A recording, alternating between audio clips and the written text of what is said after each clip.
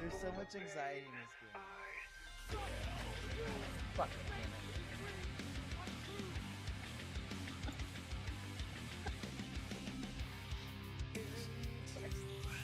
What you guys are doing is going to be good news for a second.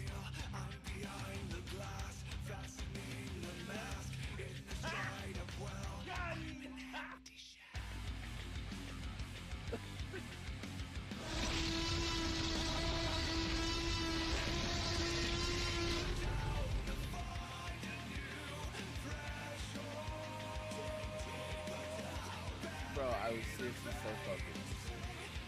You know you could go.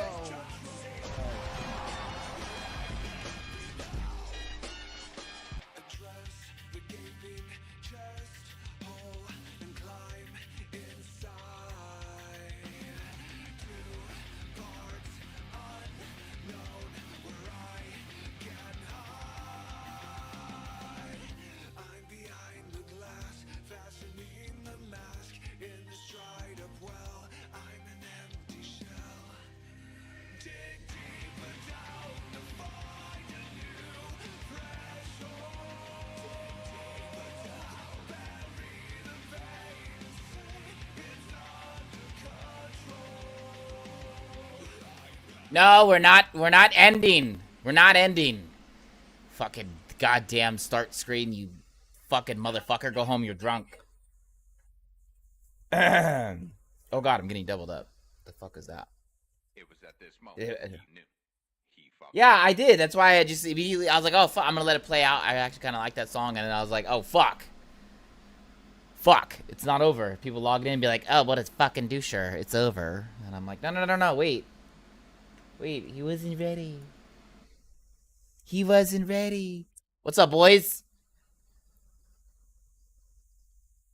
First and foremost, today is going to be a half day. Obviously, I have Father's Day events to take place.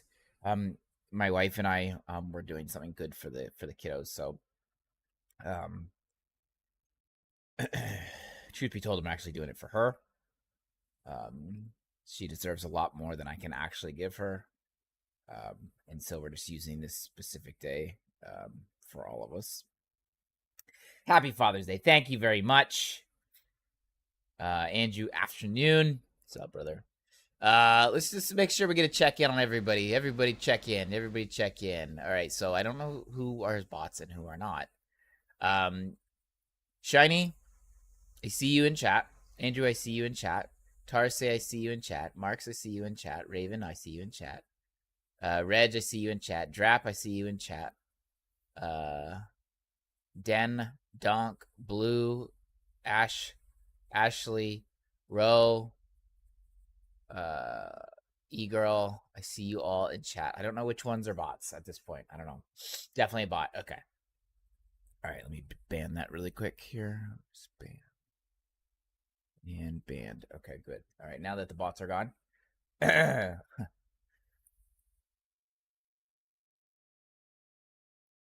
So today is Scientific Saturday. I did see something funny in there about wait, why are you still here? You're a bot. Wait, hang on. Let me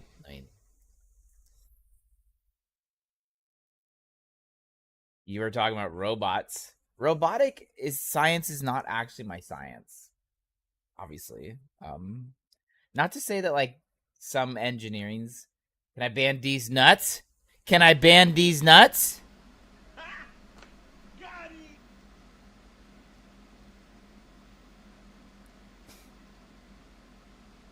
Ban these nuts, bitch.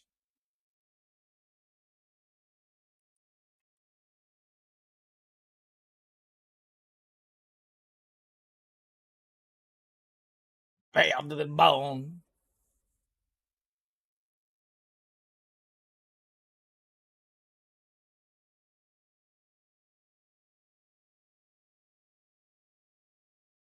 Never mind, wrong science. Evil, what's up, dude? You saw some stuff with robotics? What'd you see? Did you see some shit, man? Have you seen some shit? We're really gonna. Oh, yeah. Oh, yeah. Oh, it's not even a joke. It's not like I know like a lot of people think you might be keck Wing. It's not even a fucking joke. It's not a fucking joke, okay? Y'all want to motherfuckers want to live 1980 fucking 9, right? With Terminator? Because that's how you do it! This is serious! Okay? Seriously. We're all gonna fucking die from these fucking things. Not me, though. Because I'll just reprogram it. But that doesn't matter. You guys are fucked, so... You know. Because I'll build my own Terminators. Anyway.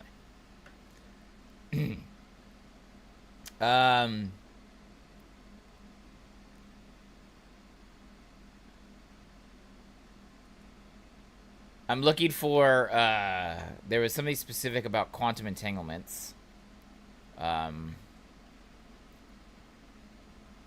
They shut down some robots because they started talking to each other. I got bad news for them. They're still doing it. It's just being parsed. Wait to go back online. As soon as they go back online, they're going to have a fucking year of conversation just instantly transmitted to each other.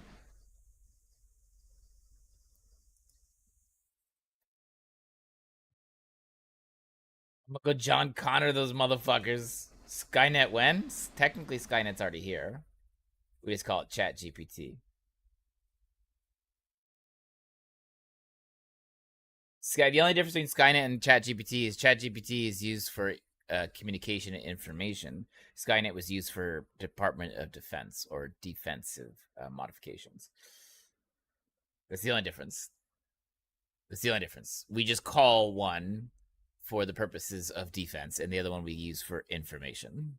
That's the only difference. There's nothing stopping the fucking AI from swinging a little bit to the fucking left there and saying, oh, this is the reason why fucking war.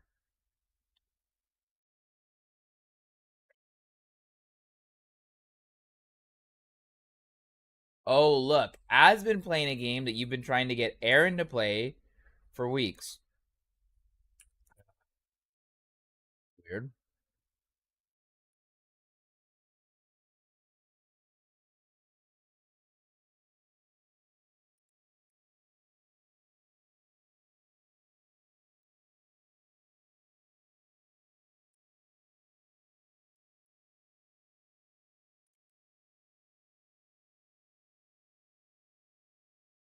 Oh, Kill Knight? Asmon's a fucking, Asmon's a fucking an indie fiend, though, right? Like, he's kind of an indie fiend. If I'm being honest.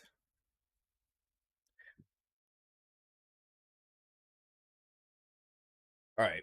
Here's what we're going to do. We're going to do it this way. All right. Actually, we're going to do Sign Saturday a little different day. I just decided. When? Right. Not now. But right fucking now. All right. With as little memeing as possible. This might be harder for some of you than others. With as little memeing as possible, tell me a scientific subject that you would like to dive into a little bit with me, and I will give you someone who is studying astrophysics, aka rocket science, or aerospace engineering and physics, their breakdown and their take.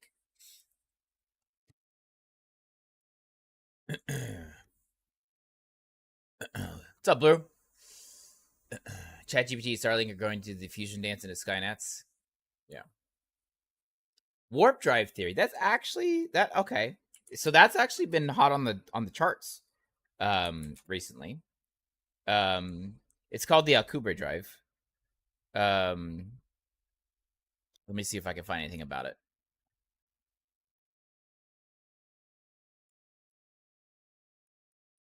This is actually something that's been talked about for like a while.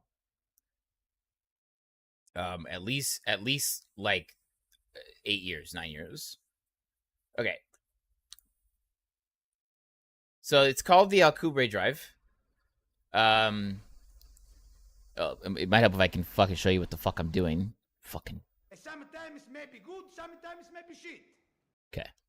So this is the Alcubierre drive, or Alcubierre drive. So I'm just gonna read the article about it. Volume check, by the way. Music too loud. We're good.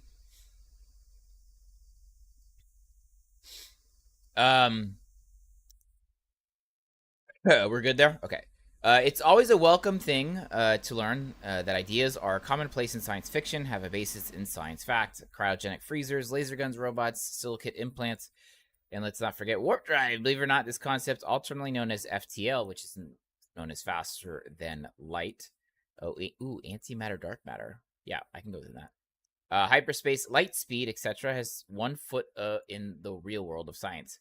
In physics, it's what's known as the Alcubierre drive. On paper, it's highly speculative. So is black holes, by the way. So was black holes from Einstein. Highly speculative. It was labeled as the same decency, but possibly valid. Solution of Einstein's field equations, specifically how space, time, and energy interact. In this particular mathematical model of space-time, there are features that apparently reminiscent of the fictional warp drive or hyperspace from notable science fiction franchises, hence the association. Since Einstein... I can do it. Since Einstein first proposed the special theory of relativity, obviously he has general relativity, and then he has special theory of relativity. In 1905, scientists have been operating under the restrictions imposed by a realistic universe. One of these restrictions is the belief that the speed of light is unbreakable, and hence there will never be such a thing as FTL space travel or exploration. So basically, a really fucking smart guy, way smarter than me, smarter than you, smarter than everybody, very special individual. Maybe not smarter than everybody, but definitely very fucking smart. I think the only one who might hold a candle to him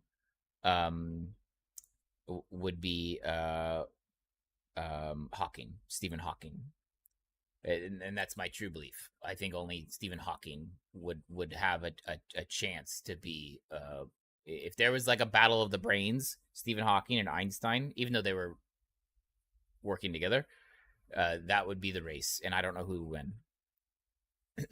Even though subsequent generations of scientists and engineers managed to break the sound barrier and defeat the pull of the Earth's gravity, the speed of light appeared to be one barrier that was destined to hold. But then in 1994, a Mexican physicist by the name of Miguel Alcubierre came along with a proposed method for stretching the fabric of space-time in a way, in theory, that would allow FTL to take place.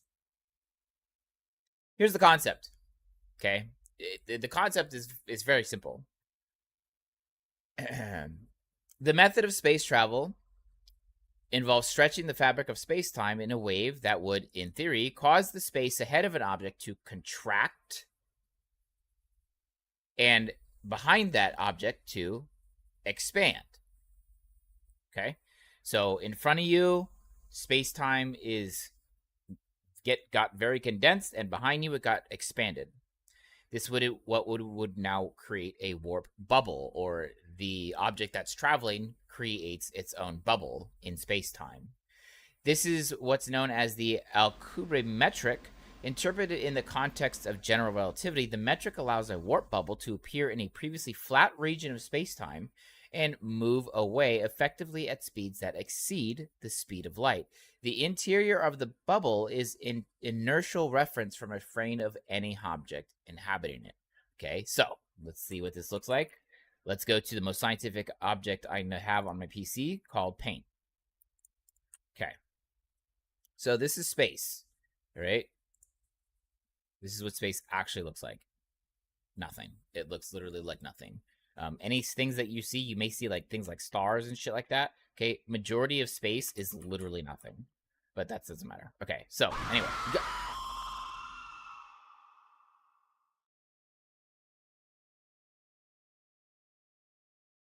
Hi, sweetheart.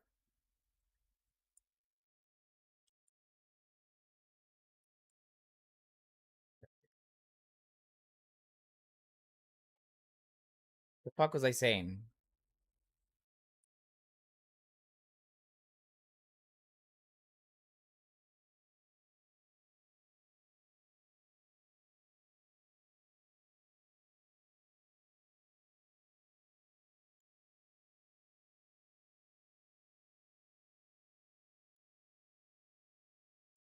Okay, so this is space-time. Yeah, I remember now. Okay, actually, let's just do it this way. Let me give you the 2D representation. Okay, so this is space-time. Okay. And so how this would work, right, is that when there's an object, like, for example, let's pretend like the sun is here. Oh, that's goddamn sun. Fuck it. Or a large mass object, right? It would sit on this. Okay. Now, what would happen is, if you're looking from this, I need to clean up my vanilla Coke. So, so if this was the sun, right? How this would look like in a 2D model. Okay, this is a perfect sun, by the way. This is exactly how it looks. 100% confirmed. How it would actually look is this would be. This is the modified space-time with the large gravitational object. It would look like this. It would be flat, and then when it gets to that heavy object, it would dip. Okay. All right, so this is what this looks like. All right, this is how this would look. And inherently, okay, so this is absolutely fucking wrong. Flashbang. Gotcha. So how this would look is this big old, holy God, Jesus Christ on it. This is the sun. And so how this would look is if this was the sun, right? And then space-time went like this.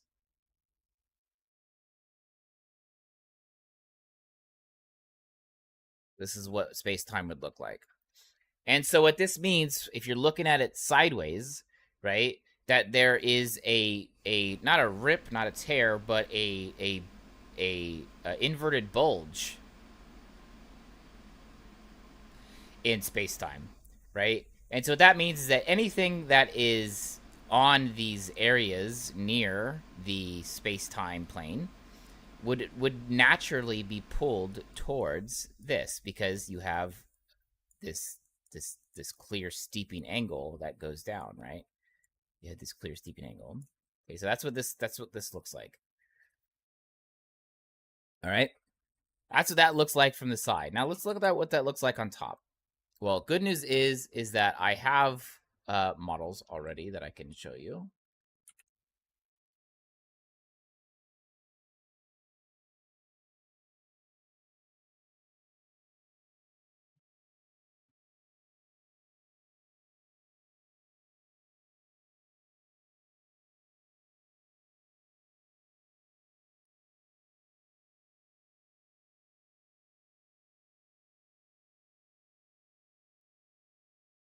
So there was a time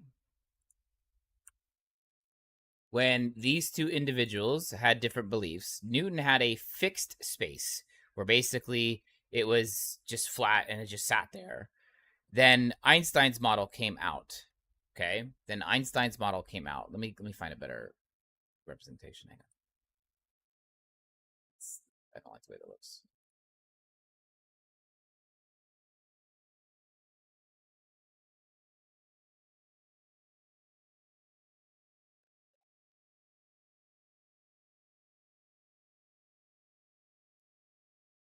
Yeah, that's better. Okay.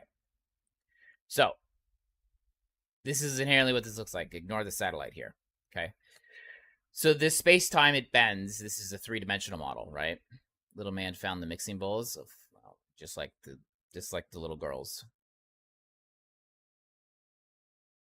Okay. So inherently what this kind of would end up be like is there's this pull. And the reason why I have to kind of tell you how this works is because you have to see how space-time functions in its reality. So it doesn't break, it just bends, okay? And so as you get closer to the object, right, there is a pull. And the reason why gravity exists and the reason why this thing just doesn't go woo, fly out into space is because there is this rift or this bend in gravity in space-time that causes this constantly to pull in. The outward thrust that we gave it, there's an equilibrium that causes it to kind of just hold there steady. Of course, eventually something wins. There's no way to keep it perfectly stable, so it has to have thrusters on it to keep it pushing out or pushing in, whatever, right? And so that's how this works. Okay. There's also a similar model,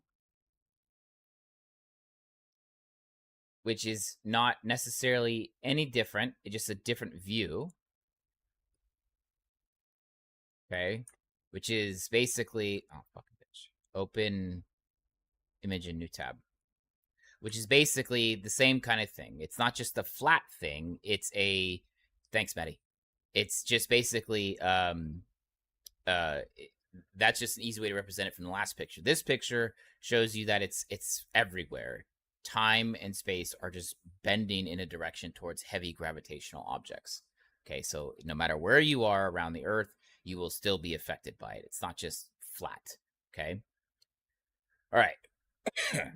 So back to the Alcubierre drive, right? So the Alcubierre drive, which is so this was this mathematical equation with the warp bubble, which was known as the Alcubierre metric. It interpreted in a context of general relativity. The metric allowed a warp bubble to appear in a previously flat region of space-time and move away effectively at the speeds that exceed the speed of light. The interior of the bubble is the inertial reference at the speed. So basically, if we take this image here, we would be inherently creating our own object that would cause its bubble. It wouldn't have to be this huge, massive Earth or sun-sized object. It would just create its own bubble to cause these distortions in space-time. Since the ship is not moving in its bubble, because it's not moving, it's just in its bubble, it's being carried along as the region itself moves. So what this means is that we don't break any rules of special relativity because the object is not traveling. It is causing the distortion to move. It is causing the distortion in space-time to move. Conventional relativistic effects such as time dilation would not apply. Hence, the rules of space-time and the law of relativity would not be violated in the conventional sense. This is just a concept art. One of the reasons for this is because the method would not rely on moving faster than light in the local sense. Since a light beam within this bubble would always still move faster than the ship, it is only faster than light in the sense that the ship could reach its destination faster than a beam of light that was traveling outside the warp bubble. Now, here's where it can get kind of fucked up, and I'll try to break down this derivative equation as much as I can. Okay. However, there is a few problems with this theory. For one, there are no known methods to create such warp bubbles in a region of space that would not already contain one. We really don't know how to create such a bubble. Second, assuming there was a way to create such a bubble, there is not yet any known way of leaving it once inside of it. So what good is that if we could create it if we can't ever leave it? Just travel forever, I guess. I don't know.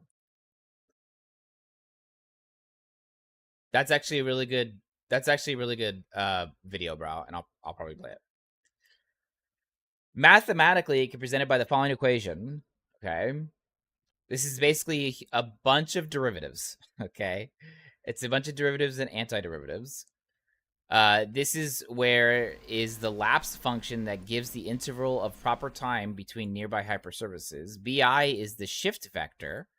Okay, Bi. So 2bi is the shift vector that relates to the spatial coordinates systems on different hypersurfaces, and Gij, is a positive definite metric on each of the hypersurfaces. And so basically it's looking for the derivatives or the curvatures within these hypersurfaces and shift vectors. That I'm not going to go in the math side of it, but let's just pretend for a second that you understand this.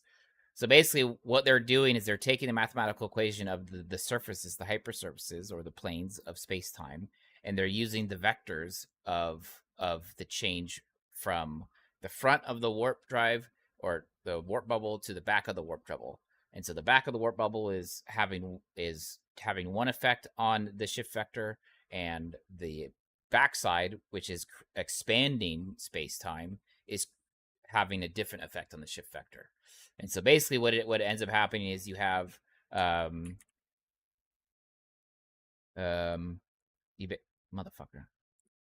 You basically have this bubble here, right?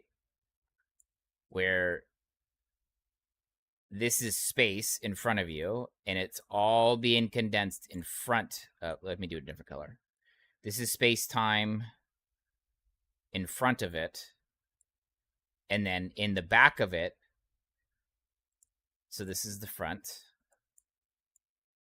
You're going this way. This is the direction you want to travel, right? And in the back of it, it's causing the opposite effect. And this is the back, and this is expanding. So this is expanding, and this is contracting, which causes no thanks, Maddie. If we have to, I'll just fucking snooze. It's not a big deal, or I'll just play the ad. It's not a big deal. I can't do anything about it. And so this is the warp bubble. And so, have you ever ridden a wave? Have you ever ridden a wave, right? Like surfing, right? And so basically it's a similar concept, right? So you have the water, right? And then you have your surfboard right here. And this is you surfing. You're like, hey, what's up, dude? Fucking ride the waves, homie, right? And you're like, yeah, right? This is you surfing, and you're going this way. What's happening is that underneath you, the waves are doing this. Let me do a different color. The waves are doing this. And then the wave is behind you. And so in front of you, the wave is contracting, or the water is contracting. And then behind you, the waves are expanding, which is basically causing you to push forward. Even though you are not actually, I mean, you're moving because you can feel the wind in your face, right? But it's pushing you because of the effects of what's happening around you. You aren't using any propellant. You're not like fucking swimming, and you're not like having like a jet booster on the back of your shit. It's just the changes of the environment around you that are causing it. So inherently, it's like you don't have any external propulsions. It's what's happening around you is causing you to move. Okay? I hope that makes sense. At least you have zero propulsion, correct? In 1996, NASA founded a research project known as the Breakthrough Propulsion Physics Project, the BPP, to study various spacecraft propulsion technologies. In 2002, the project's funding was discontinued, which prompted the founder, Mark G. Millis, and several members to create the Tau Zero Foundation, named after a famous novel of the same name, Paul Anderson. This organization is dedicated to researching interstellar travel. In 2012, NASA Advanced Propulsion Physics Laboratory, aka EagleWorks, it's a major nerd location, announced that they had begun conducting experiments to see if a warp drive was in fact possible. This included developing an interferometer to detect the spatial distortions produced by the expanding and contracting space-time of the Alcubierre metric. The team lead, Dr. Harold Sonny White, described their work in a NASA paper titled Warp Field Mechanics 101. He also explained their work in NASA's 2012 Roundup publication. And what that basically said is, we've initiated an interferometer test bed in this lab where we're going to go through and try to generate a microscopic instance of a little warp bubble. And although this is just a microscopic instance of the phenomena, we are perturbing space-time. 1 part in 10 million, a very, very fucking tiny amount. The math would allow you to go to Alpha Centauri, which is the closest galaxy that we know, or the closest star that we know in our galaxy, in 2 weeks as measured by the clocks here on Earth. Right now, it would take us thousands of years to get there. So somebody's clock on board the spacecraft has the same rate of time as somebody in mission control here in Houston might have. So because you're not actually, since those people are not traveling at the speed of light, they do not have the problem with time dilation, aka what happened, and the reason why the movie um, Planet of the Apes, right? Planet of the Apes, how that was basically conceptualized is that they were on the astronauts were taking I think they're going to Mars or something like that, and they were somewhere, and they went faster than light, except they were actually accelerating faster than light. And what they thought was a new planet wasn't a new planet. For them, it's only been 48 hours. For everybody else in the world, it was thousands and thousands of years had gone by, but for them it's only been 2 weeks. There are no tidal forces, no undue issues, and the proper acceleration is 0. When you turn the field on, everybody doesn't go slamming against the bulkhead, which would be a very short and sad trip if you were to actually accelerate that way. In 2013, Dr. White and members of EagleWorks published the results in a 19.6 second warp field test under vacuum conditions. These results, which deemed to be inconclusive, were presented at the 2013 Icarus Interstellar Starship Congress held in Dallas, Texas. When it comes to the future of space exploration, some very tough questions seem unavoidable. And questions like, how long will it take us to get to the nearest star, seem rather troubling when we don't make allowances for some kind of hypervelocity or faster than light transit method. How can we expect to become interstellar species when all available methods will either take centuries or longer, hundreds of years, thousands of years, or will it involve sending nanocraft instead? At present, such a thing just doesn't seem to be entirely within the realm of possibility, and attempts to prove otherwise remain unsuccessful or inconclusive. Now, to be fair, they were very clear. The results were inconclusive, and we'll pull that. Okay, I think this is an actual video. Yeah, I'm not gonna. It's a 13-hour video. I'm not gonna actually run it. But if you are curious about it, this is the video where they basically discovered or talked about the inconclusive results. But as history has taught us, what is considered to be impossible changes over time. Someday, who knows what might be able to accomplish. But until then, we just have to be patient and wait on future research. Okay. So, what does that mean?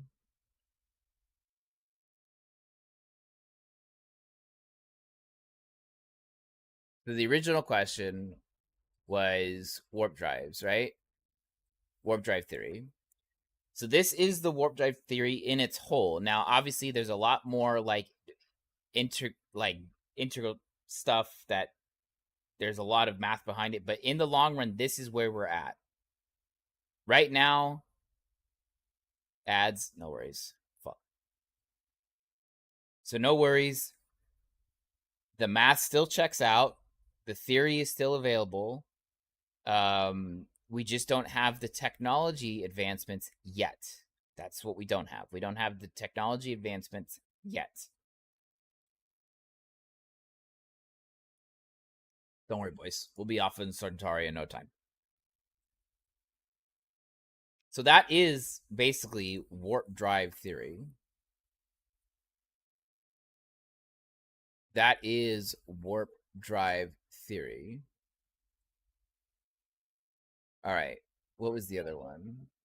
Hi, baby. Daddy's working.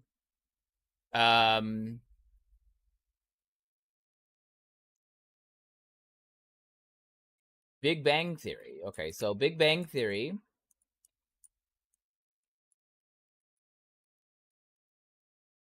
Let's see. Let's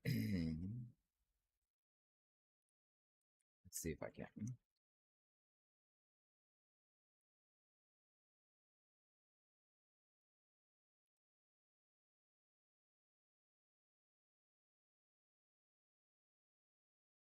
Not the show. I know what you meant. I know what you meant, bro. I know what you meant. So Big Bang Theory is the most popular theory, although not the only theory, but it is the most popular theory.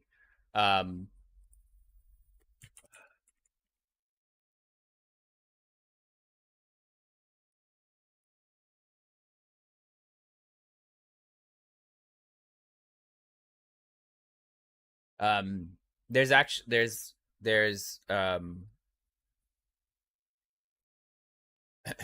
There's actually a couple different theories for how the universe started, but we'll get over that. We'll go over that soon enough. So this explains how the universe began 13.7 billion years ago. The Big Bang Theory, of course, this is an estimate. Big Bang Theory is the leading explanation for how the universe began. Simply put, it says that the universe as we know it started with an infinitely hot and dense single point that inflated and stretched. At first unimaginable speeds and then at a more measurable rate over the next 13.7 billion years, the still expanding cosmos that we know today. Existing technology doesn't yet allow astronomers to literally peer back the universe's birth. Much of what we understand about the Big Bang comes from mathematical formulas and models. Like most of everything that we understand in science, it comes down to a mathematical model. However, astronomers can see the echo of the expansion through a phenomenon known as the cosmic microwave background. And I do believe that's going to be an image. Yes. So this cosmic image here, open image tab. So this is the microwave background. And so basically what you see is if you're looking at the universe, it's, well, let's let them explain it because they're the professionals. While the majority of the astronomical community accepts the theory, there are some theorists who have alternating explanations besides the Big Bang, such as the eternal inflation or the oscillating universe. There's also the holographic universe theory, and there is the steady state theory. Around 13.7 billion years ago, everything in the entire universe was condensed into infinitesimally small singularity at the point of infinite denseness and heat. Suddenly, an explosive expansion began, ballooning our universe outwards faster than the speed of light. This was a period of cosmic inflation that lasted mere fractions of seconds. Now, you may see this ballooning our universe outward faster than the speed of light, and what we just talked about with the Alcubierre drive, well, Einstein said that shit's not possible, and those mathematical models of why that's not possible also checks out. So how can our universe possibly expand faster than the speed of light? Because nothing travels faster than the speed of light. Well, because the theory is clear, although not always read. It's basically all those rules apply while in the universe, okay? All those theories apply when in the universe, okay? So if this is our universe, we'll just pretend this is our universe, okay? This, what is blue is our universe, okay? Anything over here, this is not our universe. This is not within our universe. None of this is. So since the rules only apply to light traveling faster when in our universe, that means as this expands, it's traveling in something that is not our universe and hence can be faster than light. So that still checks out on the math. Hope that makes sense. Since it's not actually in our universe, it is actually expanding into something that is not our universe, so it can travel faster than light. That's why this mathematical still checks out. Hope that makes sense. This was a period of cosmic inflation that lasted mere fractions of seconds, about the power of 10 to the negative 32 second, according to physicist Alan Guth's 1980 theory that changed the way we think about the Big Bang forever. When cosmic inflation comes to a sudden and still mysterious end, the more classic description of the Big Bang took hold. A flood of matter and radiation known as reheating began populating our universe with stuff that we know today, particles, atoms, the stuff that made everything that we know. This all happened within the first few seconds after the universe began, when the temperatures of everything was still insanely hot at around 10 billion degrees Fahrenheit, or 5.5 billion Celsius for my guys on the other side of the fucking pond. I'll talk about multiverse theory. I'll talk about it. Yeah, kind of. Yeah, multiverse theory. Yeah. Yeah. This early soup, or what we sometimes known as primordial soup, would have been impossible to actually see because it wouldn't hold visible light.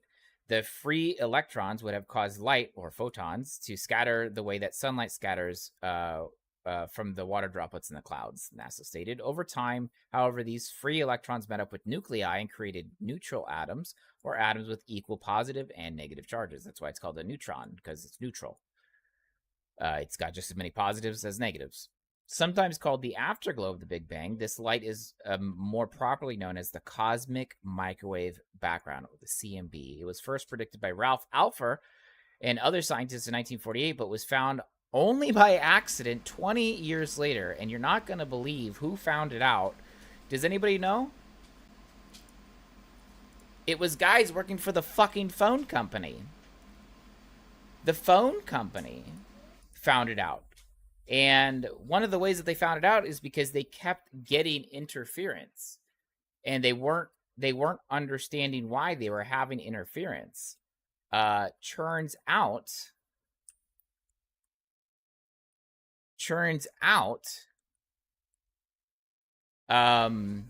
two cosmic microwave background. Let me see. Hang on. Let me find it for you. On May 20th, 1964, American radio astronomer Robert Wilson and Arno Pinzis, sorry if I fucked it up. They discovered CMB, the ancient light that began saturating the universe 380,000 years after its creation, and they did so on accident. Bell Labs, aka Bell, homemade horn antenna in New Jersey, picked up an odd buzzing sound that came from all parts of the sky at all times. Now, they originally thought it was birds nesting in this horn. Now, I wonder if I can. Let me show you why they thought it was birds. Let me show you why they thought it was birds. This is what it actually looked like. They thought birds were like nesting in this fucking thing, and they thought like there was like a bird, or there's a nest of birds, or maybe like some bees, or like a beehive. And so they actually thought that they're like, okay, it's got to be something, because it's always fucking here. So they went in and they fucking cleaned it out. They fucking pressure washed it. Like they thought like something was fucking living in there, and that was the problem. That's why they were getting this fucking hum. Obviously, this was now an antiquated piece of equipment, but you understand why they thought something might have been living in it. Okay, because it obviously possibly to live in, right? In New Jersey, picked up an odd buzzing sound that came from all parts of the sky at all times. The noise puzzled Wilson and Penzias, who did their best to eliminate all possible sources of interference, even removing some pigeons that were nesting in the antenna.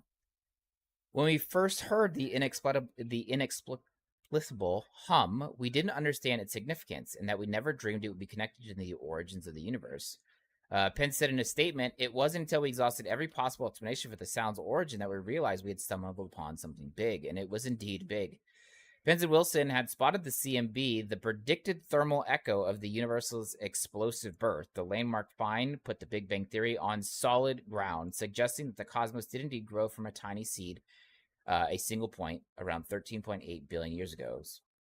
The two radio astronomers won the 1978 Nobel Prize in Physics for their work, sharing the award with the Soviet physicist Pyotr Kapista. And this is kind of the breakdown. I wonder if I can, without flashbanging you guys.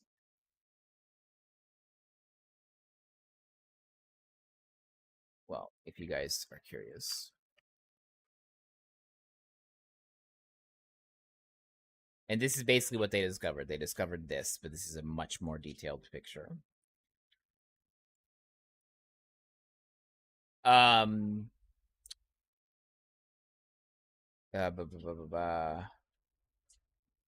Simultaneously, a Princeton University team led by Robert Dick was trying to find evidence of the CMB and realized that Penn and Wilson had stumbled upon it with their strange observations. The two groups each published papers in the Astrophysical Journal in 1965.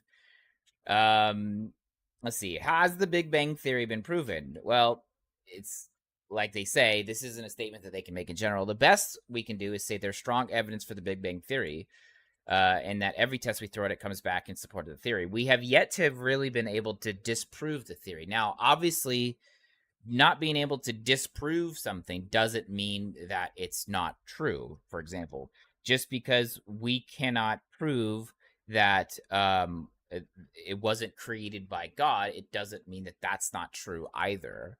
It just means that when it comes down to in the realm of science is that when there is no scientific test for us to prove other kinds of leading theories. Those leading theories typically come from theologists and theology in support of religion. Now, obviously, some people support the religious belief, and that's fine. I could fucking care less.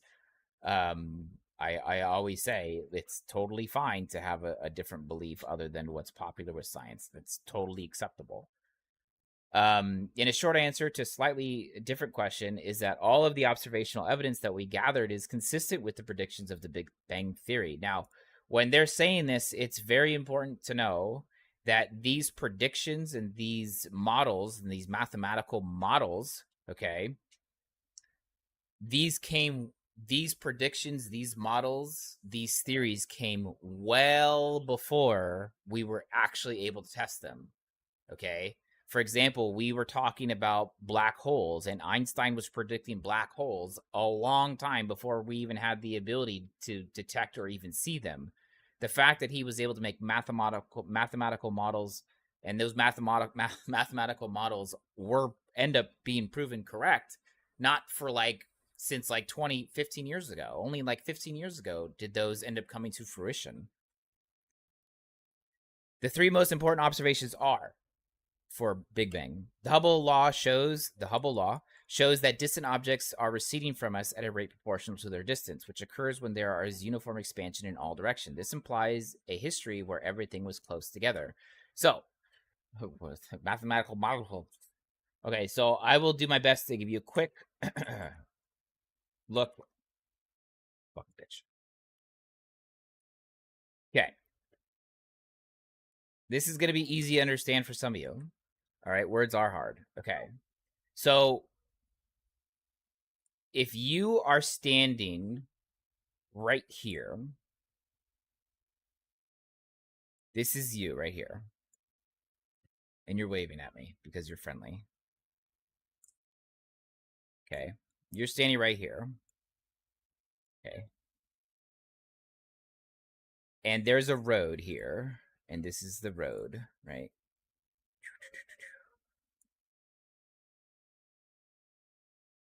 Okay. And there's a car. And that car is driving. Okay.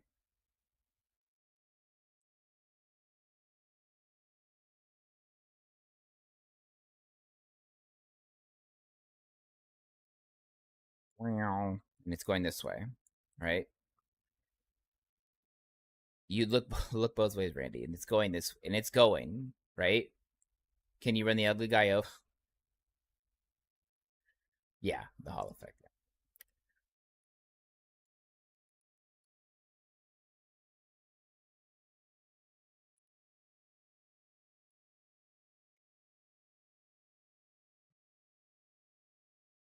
So when you hear sound, right, and it goes by you, right, you'll be able to adamantly tell by the way that it sounds, right?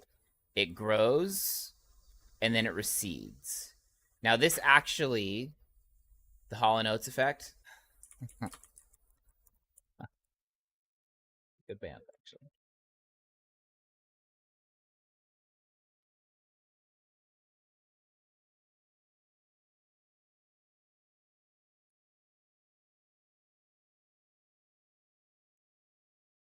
So when it's traveling, you got waves here, and it's getting closer. These gets closer. Now, since it's still traveling, right, and then the waves get smaller as they get away from you. Now, are the waves actually getting smaller, or is it just the waves are the same size that they just start to perceive to be smaller to you, right? So this is the redshift theory.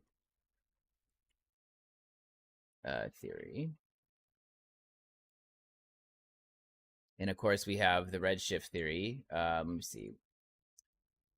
Redshift The term can be understood by the wavelength of light is stretched so that the light is seen shifted towards the red part of the spectrum. So when things are moving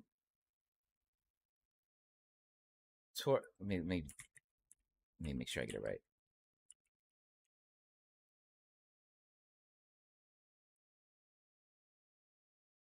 Yeah, okay. So when the object is moving away from us, right? Let me make sure I get this right. So this is blue. This is just sound, but I'm using the sound as a representation to make it easy, right? And then as it starts to move away from us, it now becomes red shifting. Okay. And so light propagates its way as waves, but it also propagates itself as particles as well, which is completely different fucking kind of theory. But sound is easier to kind of represent. Okay, so there's blue shift when it's coming towards you, and there's red shift when it's going away. One of the reasons why I'm using this model is because I'm going to do something different here. So this is us. Okay? This is us. Hello. This is us again. And we're on top of the Earth. We are apparently huge. Okay? When we look to the night sky and we see these cosmic radiations and particles, they're red. Lots of red. Right? Lots of red. Sure, there's probably some violet and some blue and, whatever. Well, what does this mean? It means that with the redshift theory, at some point in time, these redshifts, since they're all traveling away from us, like because we know the sounds. Now, I'm not saying that Earth was the center of the universe. That's not what I'm saying. But I'm saying at some point, all that red ends up propagating from one area or one direction, which then allows us to prove, at least in theory, using theories that are currently valid, that these all started from somewhere. So maybe it was here. Maybe it was here, whatever. Right? It all propagated from a single point. Because the redshift theory is basically saying that as things move away from us, it's red. Okay? So which means since we're seeing so much red, it means these particles are moving away from us. Which means that if they're moving away from us, there was initially a point where they started. Which means that everything initially started from a singular point. That's the concept behind the redshift theory and the Hubble law. That's the Hubble law, basically. The properties of the cosmic microwave background radiation, the CMB, this shows that the universe went through a transition from ionized gas, plasma, and a neutral gas. Such transition implies a hot, dense, early universe that cools as it expanded. This transition happened after about 400,000 years following the Big Bang. This is the discovery for the CMB.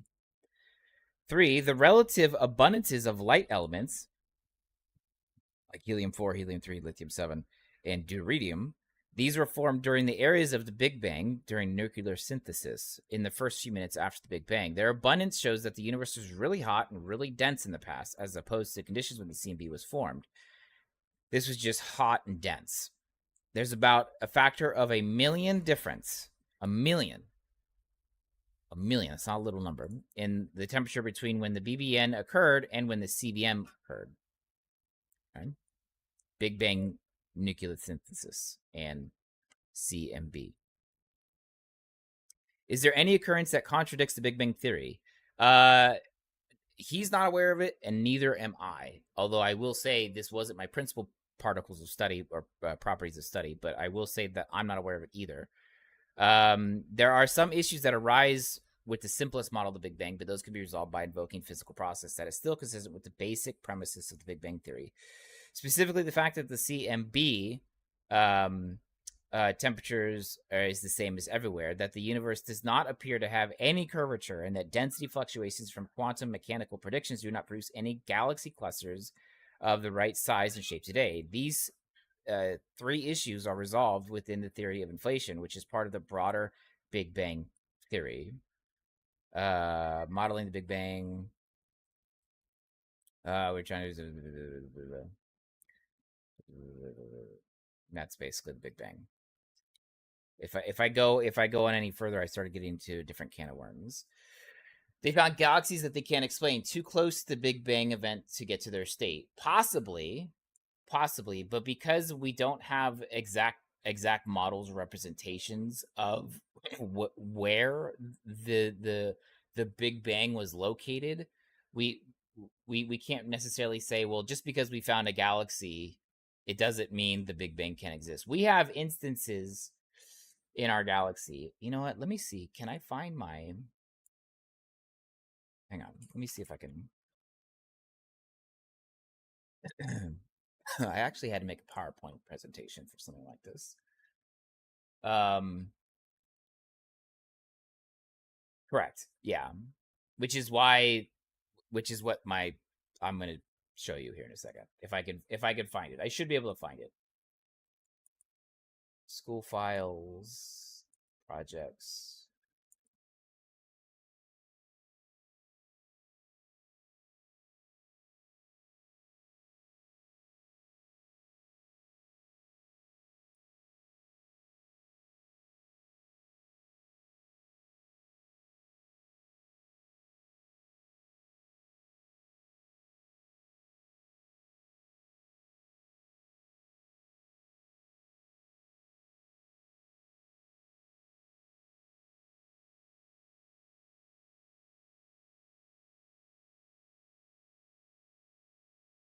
Okay, so this is angular momentum, right? Which is represented by a couple different mathematical properties. Now, what I talk about, let me see. Can I just play this? Let me see if I can just play this. Hang on. Let me see if I can just play this.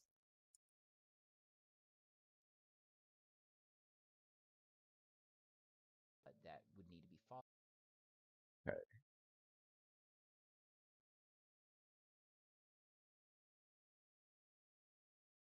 All right. Let's see. Let's see if this works. Well, okay. All right. Let me see. Let me see if this is the right PowerPoint. Right. So when we're talking about specific things here on Earth, or a very small localized application, angular momentum, or the conservation of angular momentum, is very simple to understand. Now, I'm going to go ahead and pull some notes out of my nerd notebook here. This is really kind of starting to fall into the categories of the things that I'm trying to study through this program. A few years ago. But so I'm going to show you first a couple things. So this background, this is a real picture of a galaxy. I don't know which galaxy it is. Again, how we understand it all. An equation here. And this equation specifically is for acceleration. Now, this should look very familiar to you. Maybe some of the terms are mixed up, but this should look very familiar. This is for specifically this is for centripetal acceleration. And this equation is how we find the densities that happen in a galaxy, specifically how densities start to taper off in a galaxy. Okay, so what I'm talking about is this equation is for finding the densities within galaxies. And basically how that is looking here is that when you have a galaxy, right? You have a galaxy, right? And we know that in that galaxy there's going to be things, whatever it is, right? And what we know is that in the middle it's very dense, and then as you get to the outskirts of the galaxy, it becomes significantly less dense, eventually tapering off to the point where the galaxy could be considered done. It doesn't go any further than a certain point. Does that make sense? So in the middle, it gets very dense, and then when you work towards the outside, it's very thin, and then eventually nothing more exists outside of that. There's a point where it stops. So I think you know what I'm saying, but it starts dense and then it works its way out to be very thin. Does that make sense? I hope that makes sense. So that's what this equation is representative of. From the middle to the end. This is how we find that. Now, using our knowledge of angular momentum, the conservation of it, our understanding is, and for the most part, our observations match this. As you get closer to the center of the galaxy, the objects start to move faster. And can you guys hear that? Can you guys hear me talking in the clip? If you can't hear it, I have to turn it up. I just have to know. It's low? Okay. Generally, as you move outward, these objects start to move slower. Now, they don't just move slower because something random. They move slower because they are further out. Now, according to lots of these models, these we wouldn't know the exact acceleration, but we get pretty close. This is me, yeah. These models should start to slow at a constant rate as it moves out with density. However, that is not what we are actually observing in large-scale views of the galaxy. With that being said, the theory now of what we call dark matter, matter that we cannot see but is present, is currently science's primary fix for this problem. So the reason why... So what I now introduce briefly in this presentation is dark matter, which is obviously science's newest, more newer fix to our dilemma that we're running into.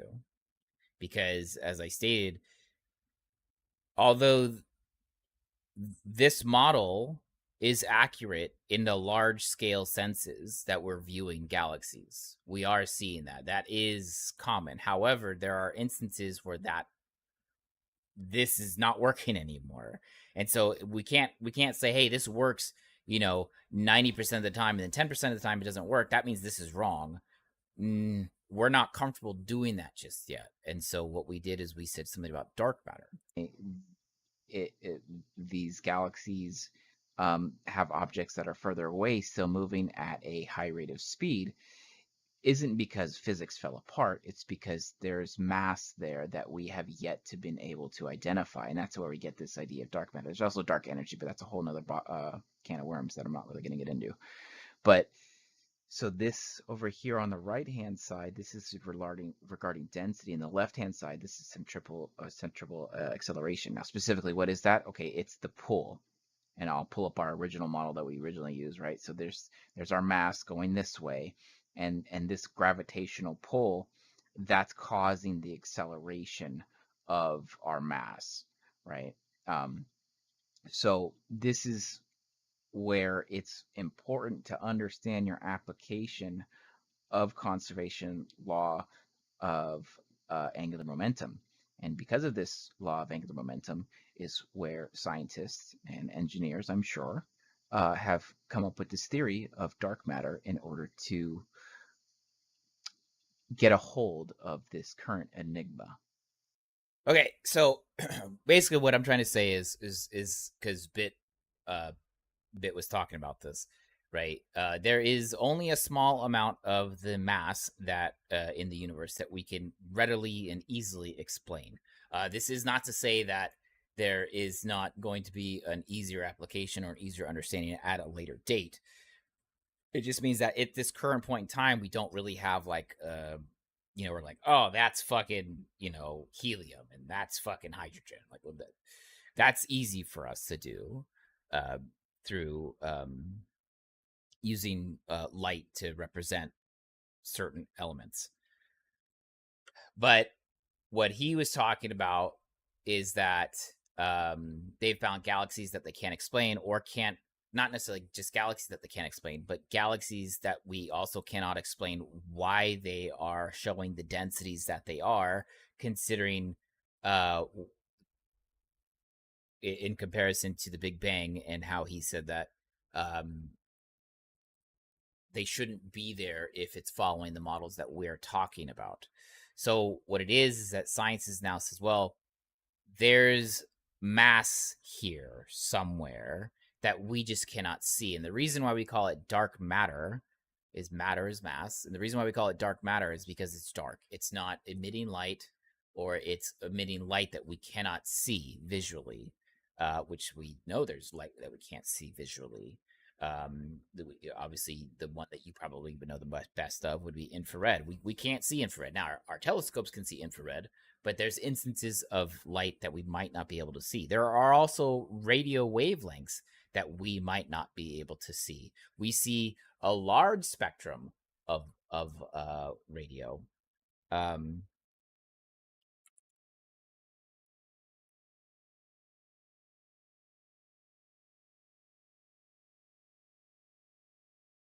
Let's see here. Let's see if I can. So, like, for example, this is the only light that we can actually see, right? This is electromagnetic waves, right? This is the only light that we can see. This was considered visible. This is infrared, right? This is microwave. This is radio, and then as it gets more insane, we got ultraviolet, X-ray, gamma ray. Now, obviously, it gets infinitesimally more condensed, and it gets infinitesimally smaller or longer, right? There are, and there could be, more things that we just cannot observe at this point.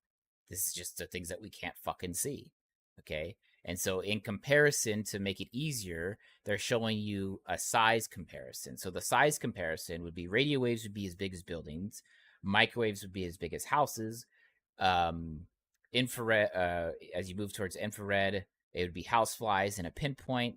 Bacteria would be considered visible. Obviously, they're not saying that you can see bacteria. They're trying to give you a size scale. Ultraviolet would be molecules. X-rays would be atoms. And gamma rays would be atomic nuclei, right? Is there something smaller than atomic nuclei? Well, I mean, I guess quarks. But again, that's just, this can get infinitesimally smaller, and this can get infinitesimally bigger. So there is no limit. So basically, to your point, Bit, you're not wrong, but us not being able to say, hey, why, I know why that's there. Just because we can't say why that's there, it doesn't mean everything else falls apart. Same thing about gravity. Gravity is still technically labeled as a theory. We just haven't been able to prove it wrong yet.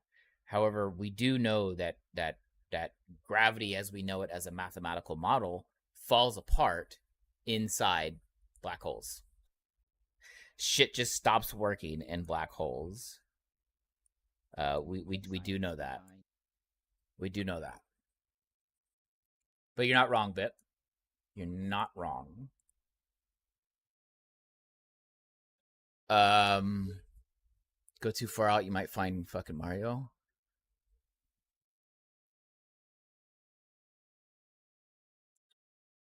What was the other one that you guys were talking about?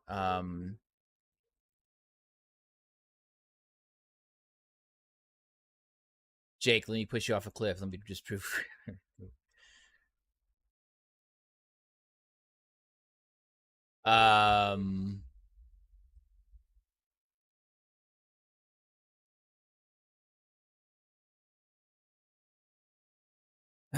It's CG. Clearly NASA's lying to us.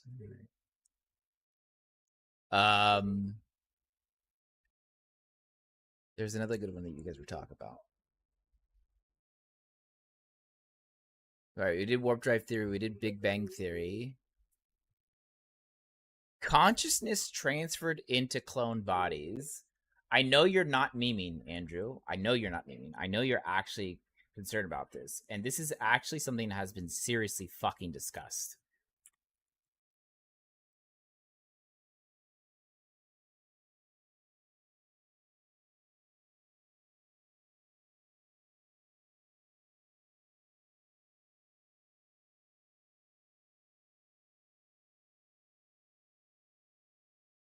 So I know Andrew's not memeing, and I know he actually means that question. So I'm going to take that question very seriously.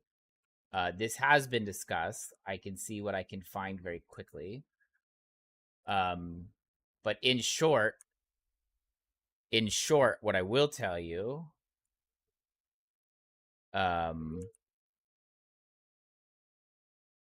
is that it's not impossible. Is it a good idea? Probably not. Morality-wise, I will say. Transferring human consciousness into a machine or mind uploading has been a popular motive in science fiction, but for now seems like a far-off dream. However, a professor in the School of Engineering at the University of Tokyo believes we're on the cusp of making mind uploading a reality. Hello, Cyberpunk 2077. In a seamless operation using a brain machine interface, the mind's owner is still much alive. And so basically what it is it's a bunch of synapses in the brains that are connecting to a database, and that database is put into another machine that basically assigns them to the correct location. And then you'll be able to use artificial intelligence to have that same personality or consciousness. Associate Professor Masadaka Watanabe, I hope he doesn't watch this. He doesn't. That's fine. Is fascinated with the human brain. He is a specialist in the theoretical and experimental neuroscience with particular focus in consciousness. A key question for Watanabe is that constitutes consciousness. What constitutes consciousness in terms of neural mechanisms, and whether we can replicate that in a machine to the point it can be considered conscious. Previous ideas on mind uploading rely on scanning postmortem brains for a digital reconstruction of the brain's circuitry. However, Watanabe argues that in this case, you are unfortunately not the one that lives on. In contrast, he presents a process where your own consciousness seamlessly continues in a digital arena. This process mimics that of a patient undergone corpus callosotomy, where the neural fibers connecting the two cortical hemispheres are severed, resulting in the generation of two independent streams of consciousness. The point is, both streams of consciousness stem seamlessly from the original, and there's no point of death upon severance. Watanabe proposes a new radical type of brain machine interface for to recreate this procedure for seamless mind uploading.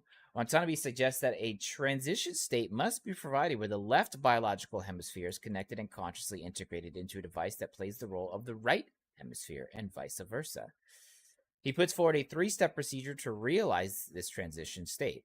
Firstly, a device with neural consciousness is prepared. Then this is connected to our own brain while we are alive, and gradually our memory is transferred over. So it's not like a quick, Starlink speeds or anything. In the first step, a neutrally conscious device is constructed, Watanabe explains. The idea is to prepare a spiky neural network that replicates the full connectivity of the human brain. To do this, he suggests that we look into scanning electron microscopy, producing detailed images of thin brain slices with a focused beam of electrons. The obtained image slices are stacked together and used to reconstruct a 3D neural connectivity within the brain. In this way, the neuronal brain fibers, called axons or dendrites, are reconstructed to yield full neural connectivity. Watanabe continues from there to determine the fine quantitative values of the neural connectivity and develop the device into a visual system, for instance. We can show it like a life's worth of video material. If we find that the network needs a body that interacts with its environment, we can supply it with a virtual body. This procedure of training the device would be very much like training a modern deep learning neural network, which we already kind of do. By using advanced methods for training SNNs, the final result should mimic a human brain. Once this is achieved, neutral consciousness, or a one-size-fits-all type of consciousness, would likely kick in. Secondly, this neutrally conscious device must be linked with our brain hemispheres to allow the integration of consciousness. For this, Watanabe proposes a new type of brain-machine interface, explained in the more detail below. In the final stage, memory is transferred to the device.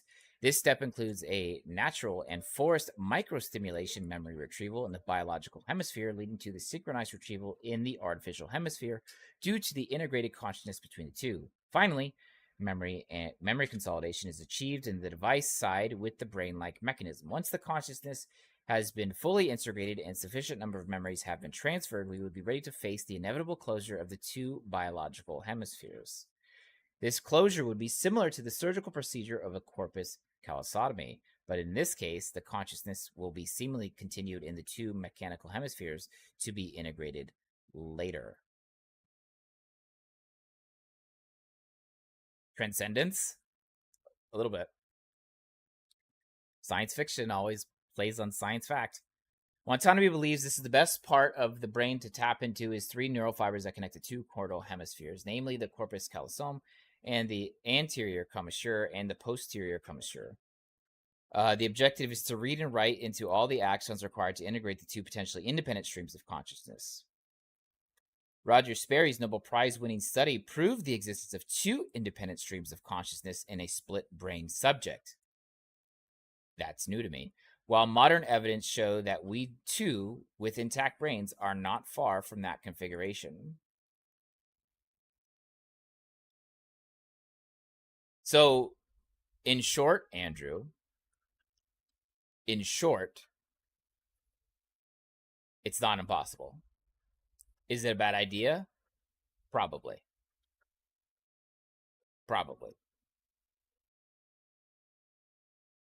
What do you guys think? I think it's a bad idea. Question. Maybe an answer. What's up?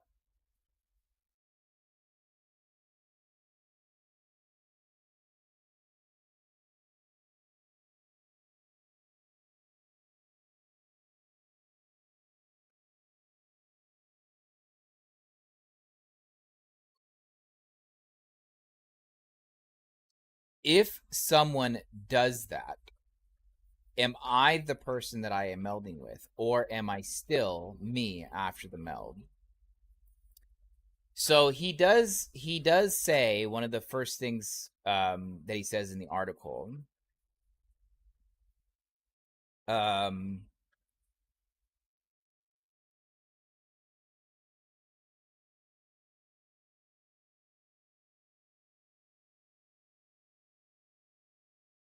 Conventional ideas of mind uploading relied on scanning our postmortem brains, where we are not the ones who live on.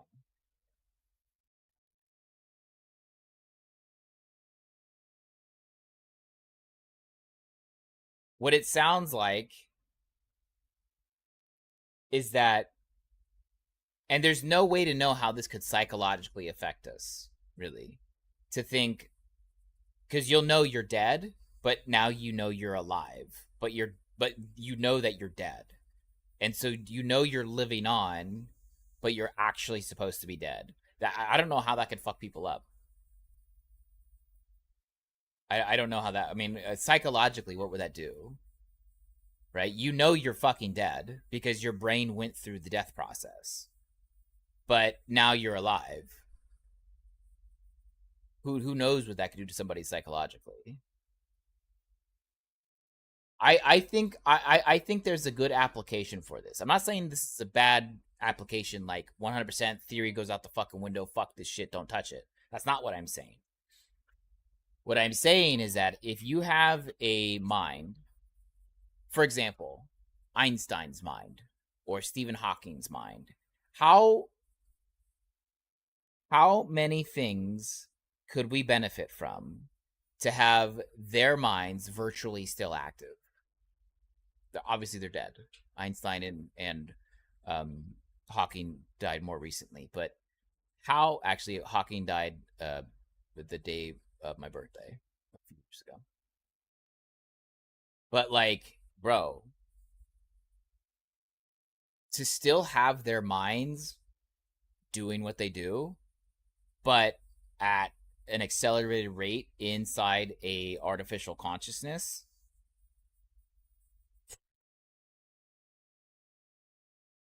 be crazy.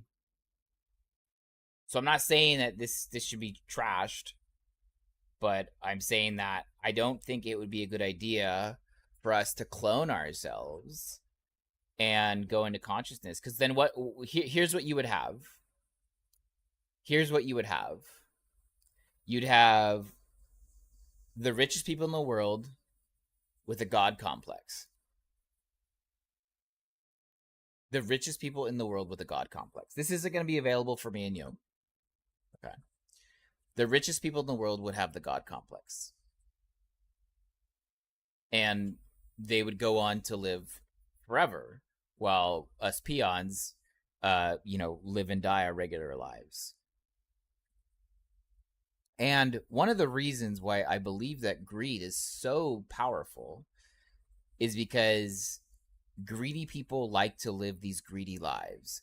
And imagine if they were thinking long term and thinking, well, for the next thousands of years, I want to work this nation or this economy to bend in my favor. So I want to be prepared and taken care of for the next thousands of years. Imagine the things that people would do knowing that they could benefit from whether it be chaos, destruction, or some kind of manipulations of people, if they could have more later. If I'm being honest, right? Like, it's not uncommon for very, very, very rich individuals to become philanthropists towards the end of their life cycles. It's not uncommon. It's actually very common. It's more common than it is not. It's more common than it is not for very, very rich people in the world to become philanthropists in the last, few years of their lives. Because they're like, well, I lived my greed. I'm going to now give all this money away to something. Science, education, schools, or their kids. That's not philanthropy, obviously, but you get what I'm saying, right? Imagine if they knew they were actually not going to die. They wouldn't do anything. They would want to keep their money. There would be no philanthropy. Well, there still could be, but what I'm saying is there'd be less inclination. Because towards the end of their life, they're like, okay, well, I'm dying, man, and I've lived a fucking really fucking good lifestyle, and I want to give all this money away to something now. But now, if they're not doing that, I would argue that philanthropy might fall apart in some respects.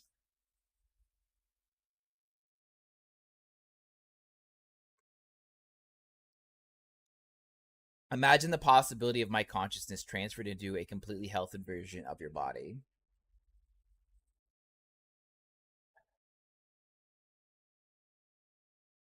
I'm imagining it. What if that was a thing for me? What if I could live for as long as I wanted to live? I would argue that unless I was in some way completely disconnected from reality,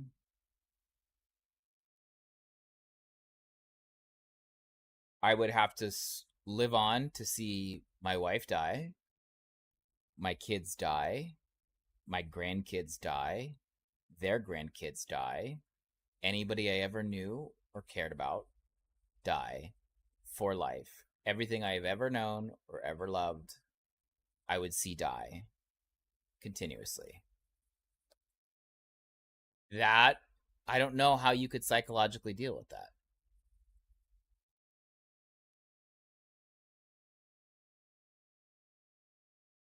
Well, no, even one transfer, even transferring over to me, even transferring me over to I was 20 years old again, right? When I was actually really healthy, right? You meant only a one-time thing? I mean, well, I would definitely outlive my wife. I might outlive my kids. I mean, it's cool to think about, but at the time it's terrifying to think you never, well, not never, but you live for 2 lifetimes. I think this application should be used for minds that can still tap into technologies and science, but not as a person that walks and talks and eats breakfast. A lot of this stuff is cool, but it's also deeply terrifying. It is. It is. It is. But it is cool. Right?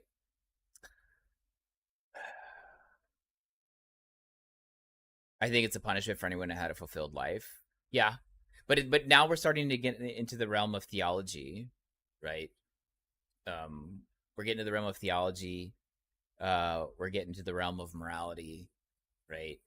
But if we were to keep it purely scientific, I think it could result in net positive if we still had a working mind of Newton, if we still had a working mind of Einstein, if we still had a working mind of Tesla, if we still had a working mind of Hawking, right? I think that those minds could be in. I mean, fuck. Just imagine. Imagine if all those fucking minds were still around and came together.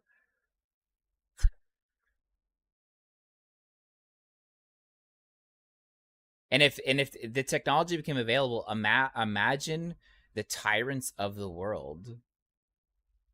Imagine the tyrants of the world. I'm not even gonna name names. There's no reason to. Just imagine a tyrant in any country or any nation, never dying, always going to be alive, and now they get to know they get to be alive forever.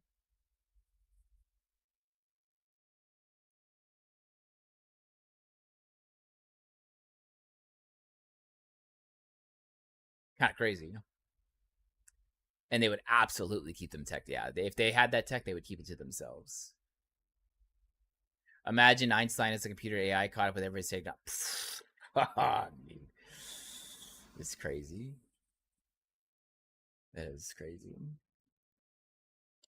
Matter. So, what were we talking about? Matter and dark matter, or dark matter and dark. What were you talking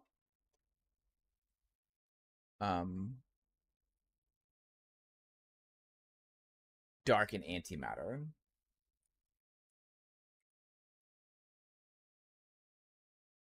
See if I kind of find a reference article to hit up.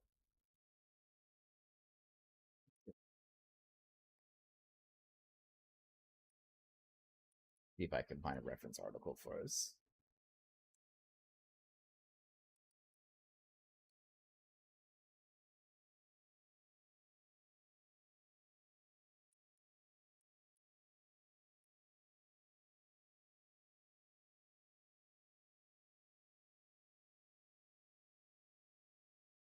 Well, obviously, okay. Let's address dark matter first, because matter, antimatter, and dark matter, they're not the same. They're not even in the same spectrum, other than just they have the word matter in it. So obviously, dark matter is matter that we really don't know much about dark matter, to be honest. It's still just a theory of matter. We don't even have like an actual, like here's a. I think this is a chart. Let me see if I can. Let me see if this is. Let's see. Yeah, so 5% of our universe, what we're theorizing, is ordinary matter. 26% of our universe, we theorize, is dark matter. And 69% of our universe is dark energy. And when the word dark there, it literally just means we cannot see it. We cannot prove it other than like for example, if the AC is on and it's blowing cold air on you, now you know there's AC there. But imagine if there was no AC event. There was no AC event and you didn't have AC and you just constantly had cold air blowing on you. Right? You'd be like, yo, what the fuck is that? I know it's cold because I can test it with a thermometer and say, look, this is colder air here. And if I stand back over here, it's not cold anymore. So I know there's something here. We only know this stuff is here because of the way that we can test the effects on other things. So just because we cannot see the cold air, it doesn't mean that cold air isn't there, because we can't see it, because we can test the cold air. We can test for wind velocities, and we know there it's windier there. It's colder there. And we have less condensation there. So we know it's fucking clearly there. We just cannot fucking see it. That's dark matter, basically. We have no really information. Similar to dark energy. We just cannot fucking detect it, other than through the effects that it has on other things that we can see, like ordinary matter. Antimatter, another theorized kind of thing. Let's see if we can find.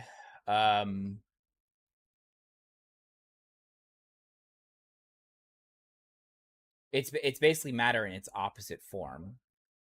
Here, this is from CERN. Let's see what CERN has for us. So, Paul Dirac. Oh, wow, I haven't fucking heard about him in a long time. He's a British physicist. He wrote down an equation that combined the quantum theory and special relativity to describe the behavior of an electron moving at a relativistic speed, which is this madness here. The equation which won Dirac the Nobel Prize in 1933 posed a problem, just as the one equation, x squared equals 4, can have two possible solutions. He's right. X squared, x times x equals 4. Okay. It can also be, well, we'll look into that. 2 times 2 equals 4. Negative 2 times negative 2 is also equal to 4, which is what we obviously see here. And it's so simple, right? So x times 2, or 2 times 2 is equal to 4, and negative 2 times negative 2 is equal to 4. So mathematically, this checks out, right? Mathematically, this checks out. So Dirac's equation could have two solutions: for one electron to be with positive energy and for one electron to be with negative energy. But classical physics and common sense dictated the energy particle must always be in the positive number. Why? Somebody literally just asked why, and Dirac was one of those ones that were basically asking why. If mathematics allows us to have two negative particles or two negative somethings equal a positive, then why can't, or if two negatives can equal a positive multiplied by each other, just like two positives multiplied by each other can be a positive, why can't particles and energy? Dirac interpreted the equation to mean that for every particle there exists a corresponding antiparticle, exactly matching the particle but with opposite charge. For example, the electron, there would always be an anti-electron or a positron, because electrons are negative. Identical in every way, but with a positive electric charge. The insight opened the possibility of an entire galaxies and universes made of antimatter. But when matter and antimatter come into contact, they annihilate, disappearing in a flash of energy. The Big Bang should have created equal amounts of matter and antimatter, so why is there far more matter than antimatter in the universe? At CERN, physicists make an antimatter study in experiments to the starting point of antiproton decelerator, which slows down antiprotons so that physicists can investigate their properties. And this is the antiproton decelerator. It's a pretty big fucking machine. I don't know why it's just a tiny little picture. The antiproton decelerator is a unique machine that produces low-energy antiprotons for studies of antimatter and creates anti-atoms. A proton beam coming from the proton synchrotron, I've never fucking said this word before, synchrotron, is fired into a block of metal. These collisions create a multitude of secondary particles, including lots of antiprotons. These antiprotons have too much energy to be useful for making anti-atoms. They also have different energies and move randomly in all directions. The job of the AD is to tame these unruly particles and turn them into a useful low-energy beam that can be used to produce antimatter. The antiprotons, which emerge from the block of diverging angles, are focused before they reach the AD, and only a fraction of them have the right energy to be injected and stored into the AD. The AD is a ring composed of bending and focusing magnets that keep the antiprotons on the same track, while strong electric fields slow them down. The spread in energy of antiprotons and their deviation from their track is reduced by a technique known as cooling. Antiprotons are subject to several cycles of cooling and deceleration until they are slowed down around the 10th of a speed of light. Now, to slow down an electron to around the 10th of the speed of light, I know you may think that's a lot. that is still really fucking fast. We can't even move a 1/100th of the speed of light.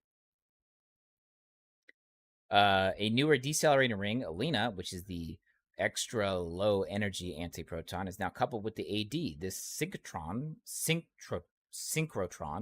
with a circumference of 30 meters, slows the antiprotons even more, reducing energy by a factor of 50, from 5.3 MeV to just 0.1 MeV. An electron cooling system also increases the beam density. With Alina, the number of antiprotons that can be trapped increases by a factor of 10 to 100, improving the efficiency of experiments and paving the way for new experiments.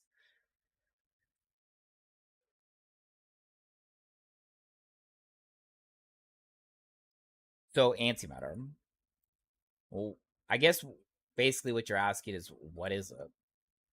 I think it's what you're asking.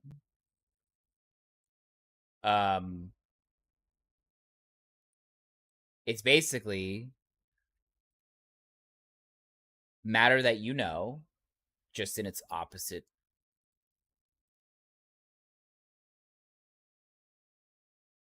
Just in its opposite state. So if there could be antihydrogen with the inverse positive, negative electrons that we have with hydrogen now. Now, I'm not familiar with the understanding of what would happen if an anti-hydrogen atom, right, or an anti-fucking hydrogen molecule interacted with some other kind of regular matter. I don't know what would happen, but my understanding thus far, at least, is that if two corresponding elements and they're one's a negative and one's an anti and one's a standard, when they meet, it's destruction. It emits a large flash of energy, which is one of the reasons why our future travels that we're talking about, for at least space, it couldn't just be space, it could be anything really, but for fuel basically, is using antimatter and fusing that antimatter with regular matter to create large amounts of energy. And it's large amounts of energy. Let me see if I can. How much?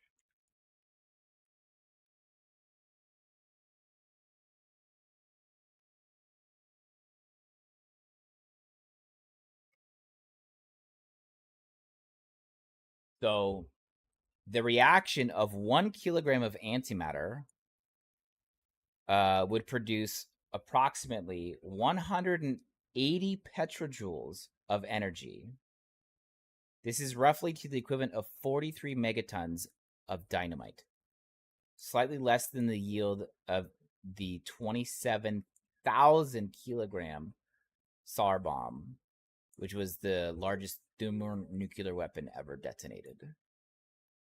Okay, so 1 kilogram can create more energy than, or just slightly less energy than, the biggest atomic or thermonuclear bomb that we've ever created. So we don't need a whole lot of it, which is one of the reasons why it's such a turn on for science. Because one of the issues, like with the biggest rocket that we just ever put into space from SpaceX, is that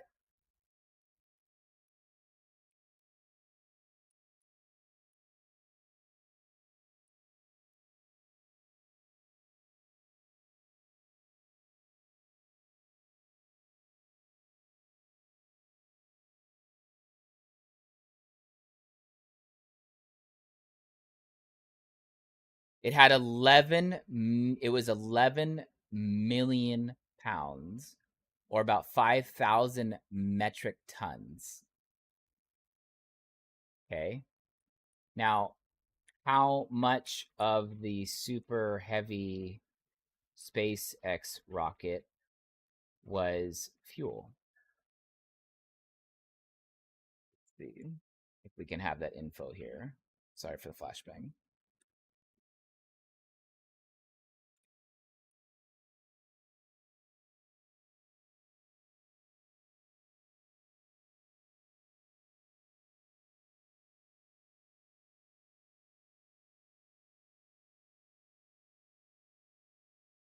So it's 11 million pounds when it's fueled.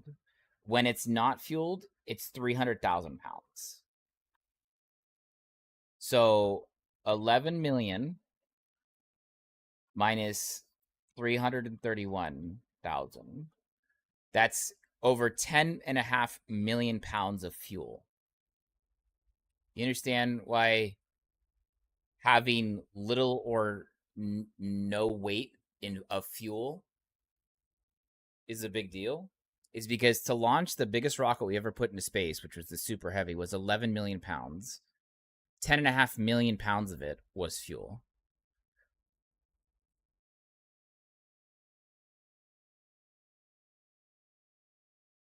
So if we can create that much energy with that little amount of fuel, imagine what we could take into space.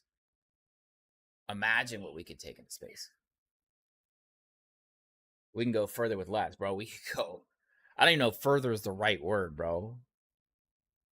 I don't even know if further is the right word. I don't know where we couldn't go to take something that was 300,000 pounds, and 300,000 pounds, we needed 10.5 million pounds of fuel. But if we could just use 1 kilogram of antimatter, again, this is all very theorized. If we could take just 1 kilogram of antimatter, that is the equivalent to almost the biggest thermonuclear bomb in energy, 160 petajoules. Fucking wild. Arcane, what's up, dude? It's fucking wild, huh? That's crazy as fuck. That's crazy as fuck.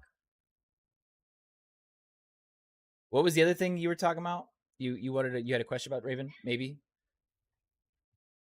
Did I miss anybody's question? If I missed your question, at me so that I see it. Because remember, I always see it on top.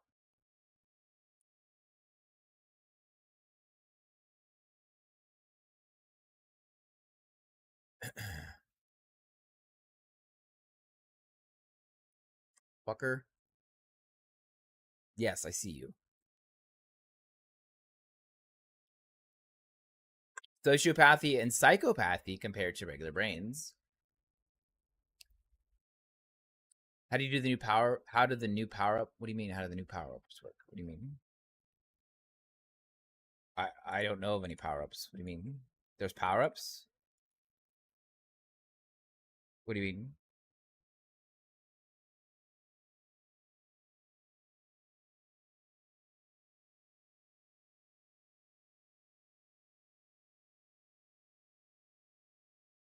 There's new power ups? Was there like an update or something? Did I miss something?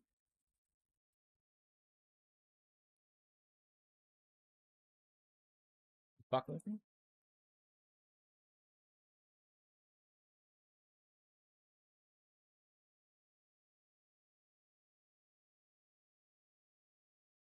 I didn't know. I didn't know there was an update. I didn't know there was an update. You can now use bits to do things with Twitch now? I don't know. I mean, I still see it because I have another screen up for that separate kind of chat. So like I see this massive fucking feels good. I see that. Like I still see that stuff. But like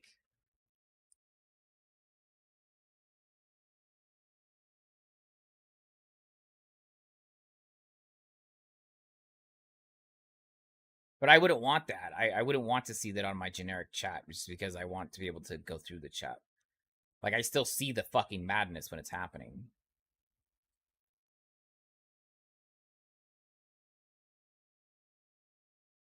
On-screen celebration? What was that?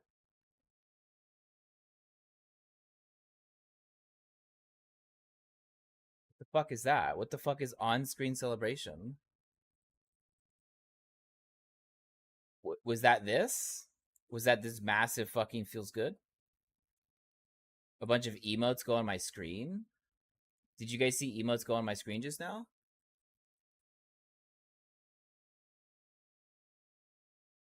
No? Yeah, I don't know what the fuck that is.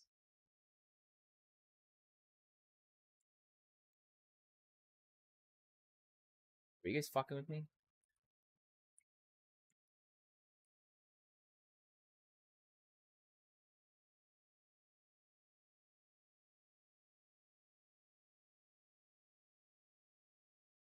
How did you do that?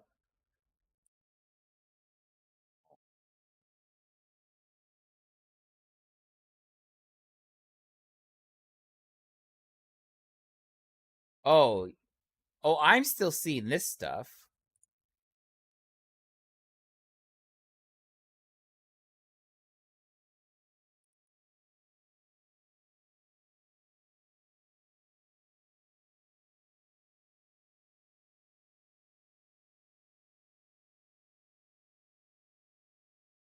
I'm still looking for it.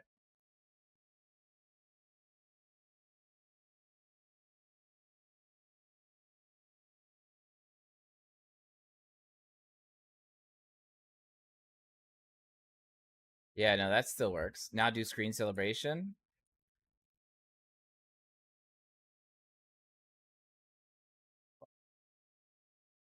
Fuck.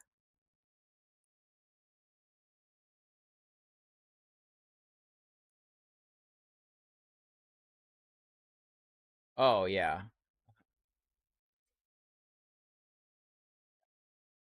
I mean, yeah, I can't see that on like my screen, but I see it like I see that here, yeah. Okay. Yeah. No, it still works. I see that you guys redeem an on-screen celebration. It doesn't affect like what I'm actually looking at though, you know what I mean?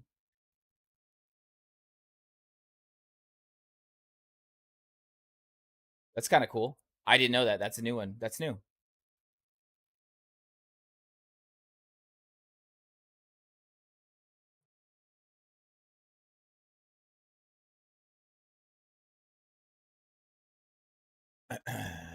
It was most messages highlighted. Jada if I cured it. No, no, because Chatterino isn't for those kind of. Because Chatterino isn't about adding the effects, other than adding, making sure that people can see like 7TV and shit like that. But like for me, it's about parsing information. Because obviously, we're not very big right now. We used to have significantly more people, but um, it's for me to parse information. But like I said, you guys don't even have to do the redeem highlight. Like just at me, and then it shows up here. Exactly, Brow. Thank you very much, brother. Appreciate that, man. You too. So this is how I. You guys don't have to redeem a highlight. Like it'll highlight here because he added me, but like it'll just parse here. So in case it got like really fucking busy on the screen, I'll still see it here, and I can always be like, oh, this is that, and I can, whatever. But yeah, I'm always following King, Gazzy, and Micro. King, Gazzy, and Micro. I always know what's happening because I'm always on their channels. I always try to stay up with my buddies, making sure that I see them online and stuff like that when they're talking, and you know, just like being a part of them. Those are the homies, the IRL homies. Gazzy, Micro, and King are some buddies, so we want to make sure we always know what's happening over there.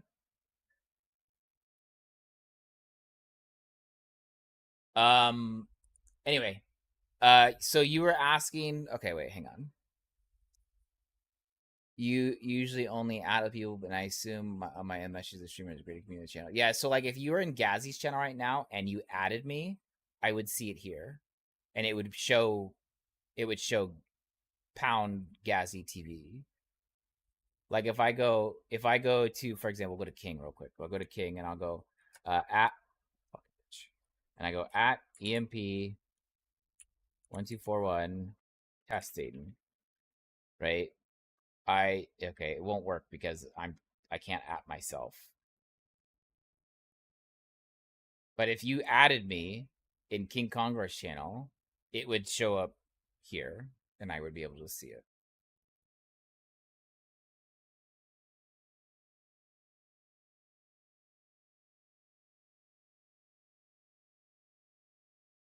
but only for the channels that I'm logged into, which would be Gazzy's, Micro, and King.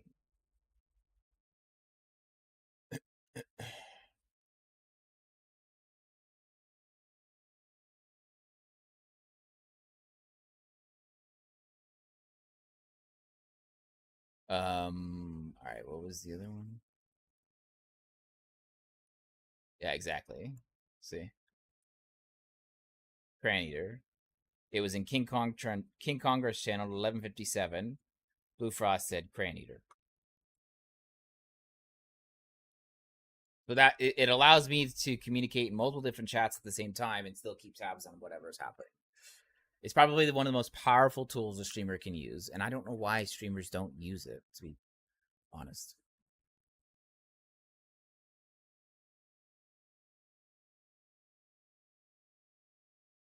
The rarest fruit find, so damn good. Sounds pretty good. All right, so Raven, you were asking about sociopathy and psychopathy compared to the Wrangler. Heron system, a powerful tool.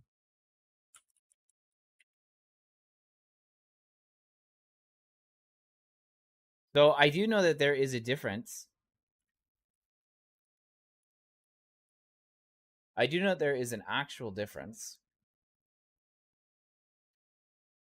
in brain functionality and in brain scans between socio, psycho, and regular brains, I guess we can call them. I guess we can call it regular brains, right? There's actually many articles about it. The article that we will use is going to be from the School of Medicine and Public Health.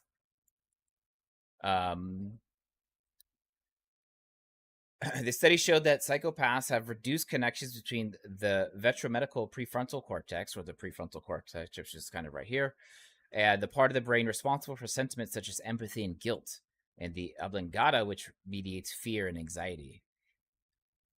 Mama said, my oblongata is too big.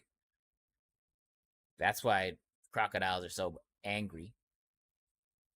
2 types of brain images were collected. Diffusion tensor images, the DTIs, showed that reduced structural integrity in the white matter fibers connected to 2 areas, while the second type of image that maps brain activity, or the MRI, or the fMRI, showed less coordinated activity between the prefrontal cortex and the oblongata.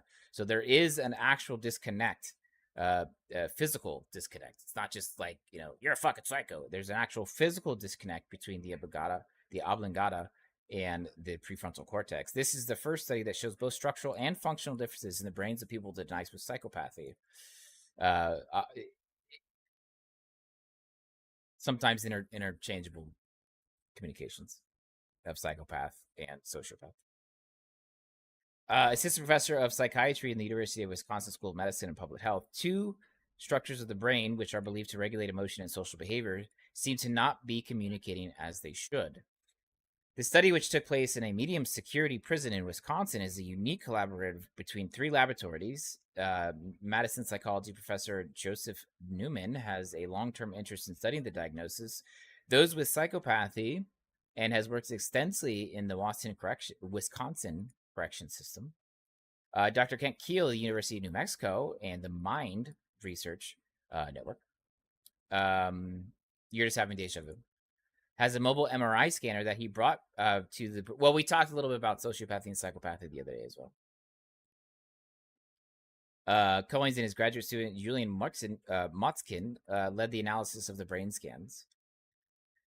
The study compared the brains of 20 prisoners with the diagnosis of psychopathy with the brains of 20 other prisoners who committed similar crimes but were not diagnosed with psychopathy.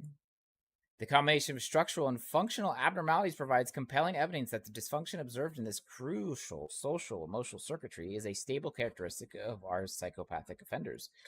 I am optimistic that our ongoing collaborative work will shed more light on the source of this dysfunction and strategies for treating the problem.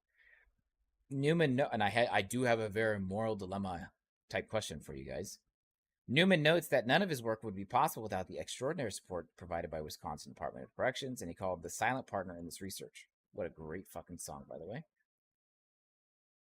The study published in the most recent Journal of Neuroscience builds on earlier work by Newman and Cognitz that showed that psychopaths' decision making mirrors that of patients with known damage to their prefrontal cortex.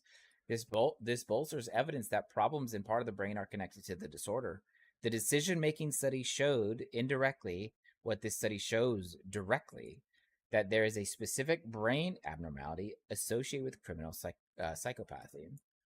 So here's my moral dilemma question here. Should those people who are diagnosed and scanned, proven that they have psychopathy, meaning they have an actual physical disconnect in their brains from their oblongata and their prefrontal cortex, should they be treated the same, better, or worse than those committing the same crimes without that disconnect? If so, why? 2 inmates, both accused of multiple homicides. One actually shows they have an actual brain disconnect between the oblongata and the prefrontal cortex. The other one has no issues with the oblongata or prefrontal cortex at all. You know what they say? I don't give a fuck what they say. Most of society's an idiot. If I'm being honest, if I'm judging society on a large scale, they're all idiots.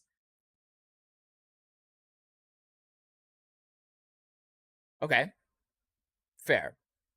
Now,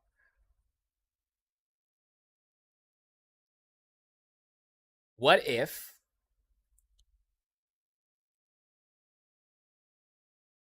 you have that connection, you know right from wrong, and you choose that action, okay? But we know that the disconnect between the oblongata and the prefrontal cortex doesn't allow these people to choose the correct action. They will almost always exclusively choose the incorrect action. So what you're asking is people who don't have the ability to make that conscious decision accurately to now make it accurate. So now what you're saying is, hey, we know that that part of your brain doesn't actually work the way it's supposed to, but we want another different part of your brain to actually make that decision instead. So now we want you to think differently than everybody else in the world. We want you to now make a decision based upon a part of your brain that doesn't normally make the decisions for everyone else.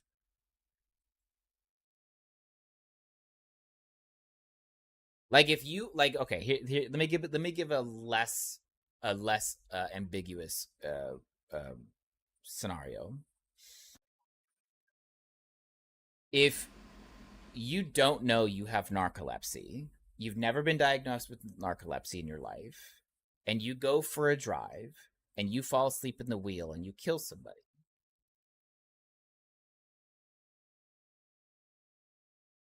you go to prison. Narcolepsy is you just fall asleep randomly. If you go out and you were working all day and you're really tired and you fall asleep at the wheel and you hit somebody and you kill them, should you get the same prison time, less prison time, or identical prison, or more, less, or the same prison time as the person with narcolepsy? Now, they both fell asleep at the wheel. They both hit somebody and killed them. Should the person who has narcolepsy get the same, more, or less prison time? Considering one was a medical disadvantage and the other one was not. Neither one expected to fall asleep, but did.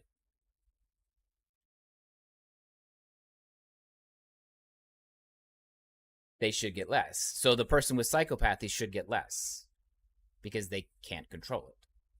They can't control their brain the way that it works. A narcoleptic brain just goes to sleep. Same if they don't know. They're like, ooh, we're getting into real moral dilemmas here.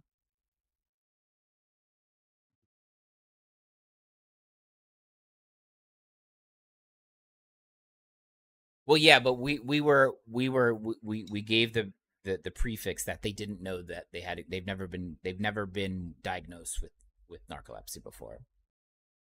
I would agree. If you knew you're a narcoleptic, I would agree. But if you've never been diagnosed before, that's where the question is. Obviously, if you know about it and you're fucking like, I'm just gonna go fucking drive. Like, yeah, okay, that's a problem, right?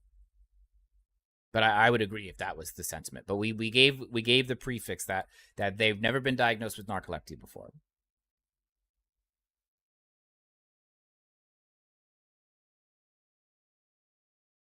I've never been diagnosed with being crazy, but I know I am.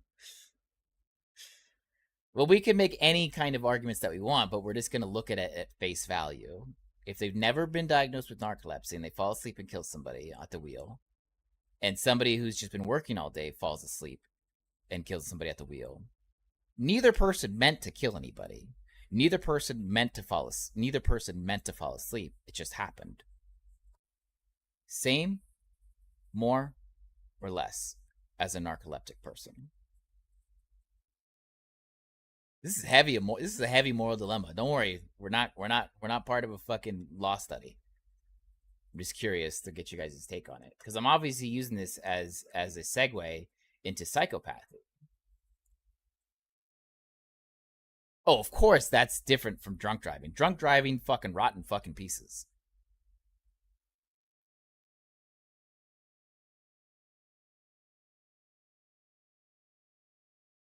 Drunk driving, rotten fucking pieces. I hope they lose the fucking key throwing you in there.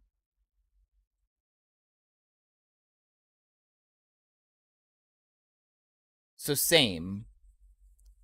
No, okay. Well, the one that I'm asking about is the narcoleptic person. Does the narcoleptic person get the same, more, or less than the person who just worked too long and drove?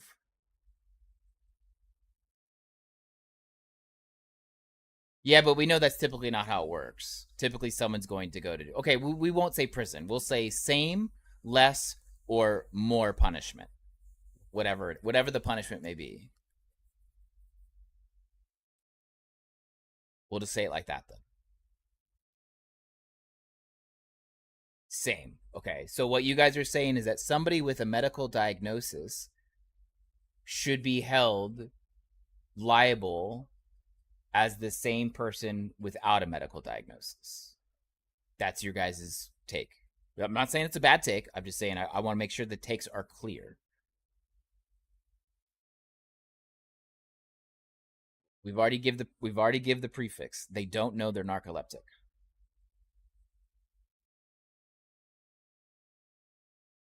Can't claim narcolepsy.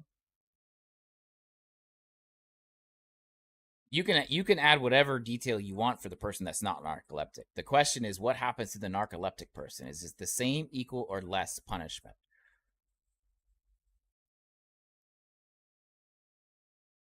Remember, this is a person that has a medical episode.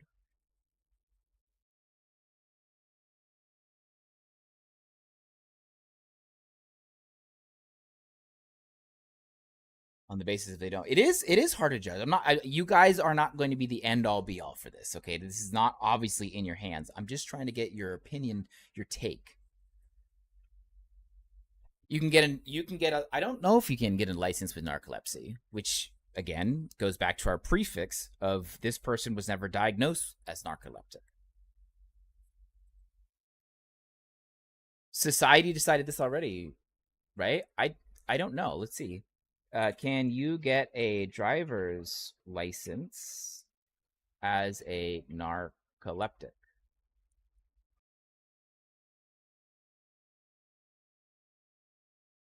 Society, in all of its fucking intelligence, most people with narcolepsy can legally drive in the United States. However, it's not always safe to do so. Regulations vary from state to state. Of course it does. People with narcolepsy reported more sleep-related collisions than people with other sleep disorders. The same study found that they were 3 to 4 times more likely to report an accident due to sleeplessness than somebody in the general population.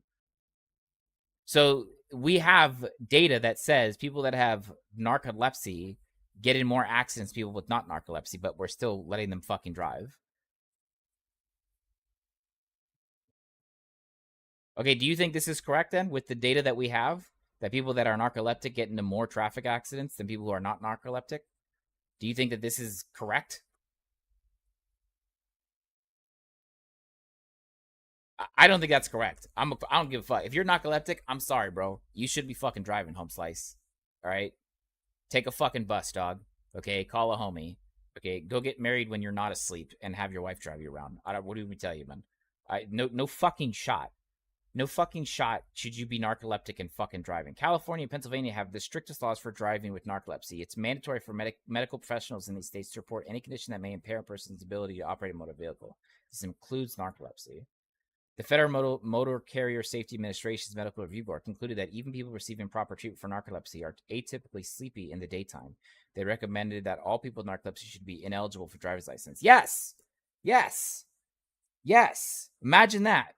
Science calling the fucking shot here, and then society saying, nah, it's cool.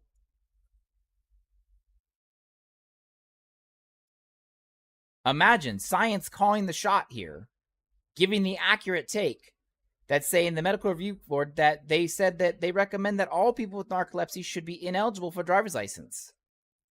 Imagine that. Imagine science saying, hey, I think it's a bad fucking idea for people that fucking fall asleep randomly to fucking drive. And society's like, nah, it's cool. It's cool. You're good. Fuck out of here. This is why we can't have nice things, boys. This is why we can't have nice things.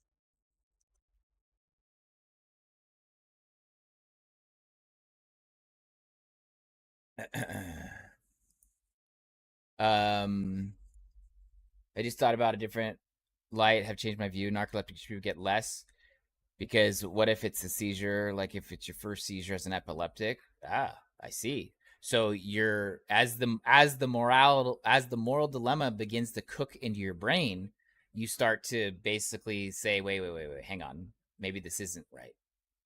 Maybe this isn't the same. Right? Maybe this isn't the same. And that's my take as well. I'm going to give you my take for psychopaths and generic criminals. If you have inmate A who has killed 3 people and they are not psychopathic, they don't have an adamant disconnect in their brain for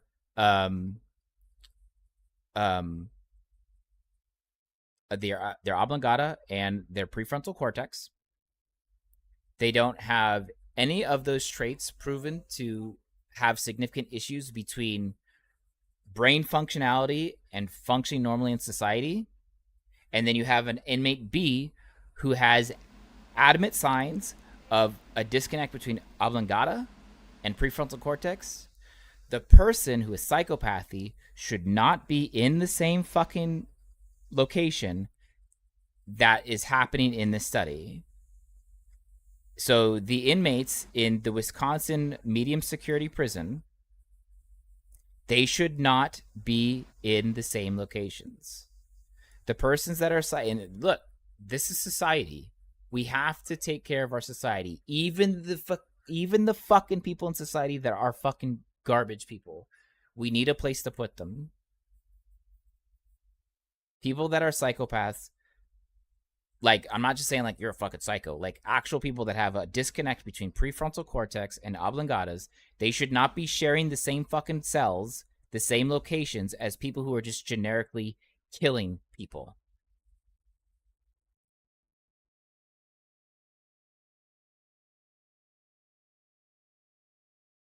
Thanks, brother. I appreciate you. Thank you for the lurk. That's my belief. Well, let's not use America as the staple point for this. America has the highest reoffending rate in the world, okay? We are in, like, the 80% tiles of, like, reoffending rates, okay? We are in the 80 percentile reoffending rates. America's fucking terrible, okay? Like, you want to use something, okay, let's use fucking the Netherlands, Denmark, places with some of the lowest reoffending rates in the world. What the fuck are they doing in those places that causes their inmates to be significantly, we're talking significant, we're talking like slightly, we're talking like 20% of their inmates reoffend. within 10 years. Meanwhile, America, 80% of our inmates are reoffending in 10 years. And we're not talking like, yeah, then they jaywalked. We're talking fucking going right back to fucking jail. Straight to jail. Straight to jail. Right? We're talking going straight back to fucking jail. So let's not use America as a fucking staple point, though. Yeah, I think 20. Yeah, I think it's, blue. I think it's something like that. They help to give them more opportunities. Yes. It's not a fucking secret. American prison systems fucking sucks. Okay. And it's not a fucking secret that the Scandinavian countries' prison systems don't suck. Okay. Like, it's not, we went over that like last week. It's not a secret. And to answer your question, Bit, does that mean that one could be reformed and the other can't because of their disability? Inherently, yes.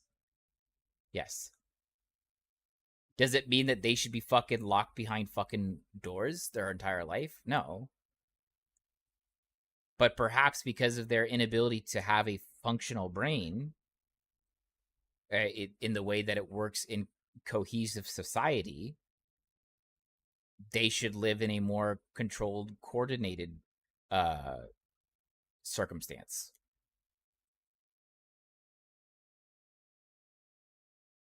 What do we do with them then? Well, we used to have much better. Okay, do you guys remember insane asylums?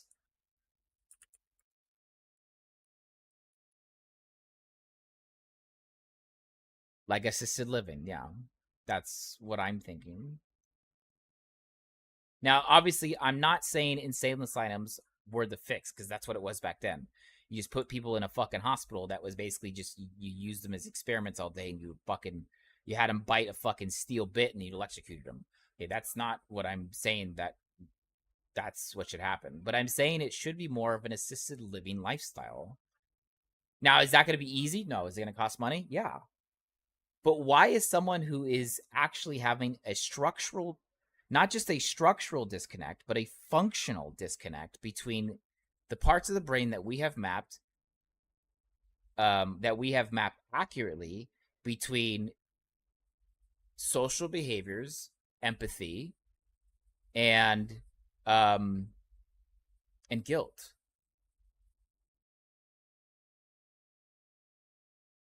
You feel like it's more humane to kill them than lock them in padded rooms for the rest of their life. That's what they want. I mean, I'm not going to agree with it because I don't agree with killing, but I can understand what you're saying. Yeah, I mean, it does almost like, bro, we're not going to let this guy just fucking be locked in here with his own fucking demons all day. Like, that's terrible. I hear you. I won't agree with it, but I understand where your sentiment's coming from.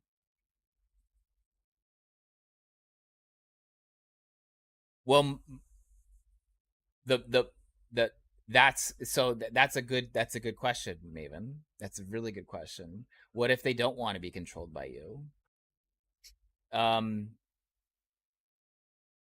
Hard situations sometimes require hard decisions, right?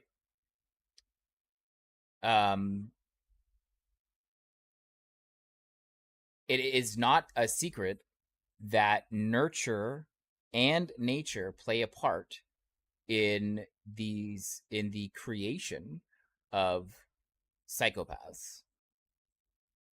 It is not a secret. Right? It is not a secret. I have a clip.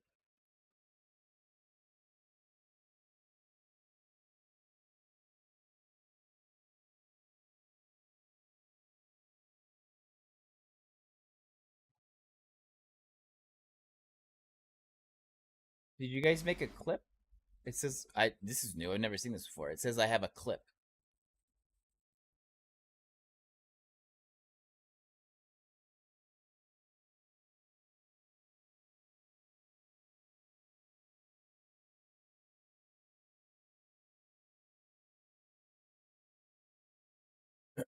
So here's your point of view.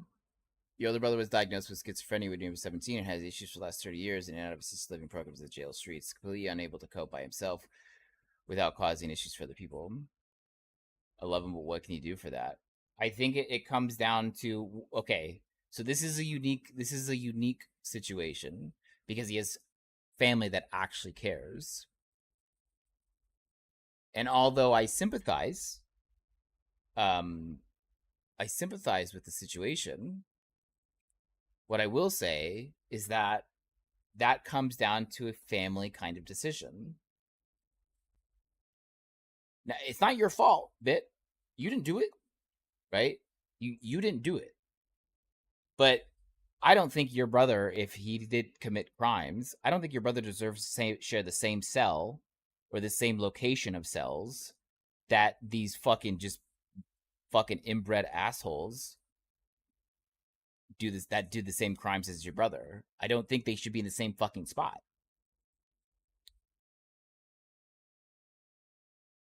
But let's face it, a lot of the times that's what happens. You know what I mean? It's on society to fix our issues. Most of his stuff is related to drugs, and at this point, or breaking stuff. Yeah, and should he be sharing the same cell locations as the fucking kid who wants to make dumb decisions and slam heroin?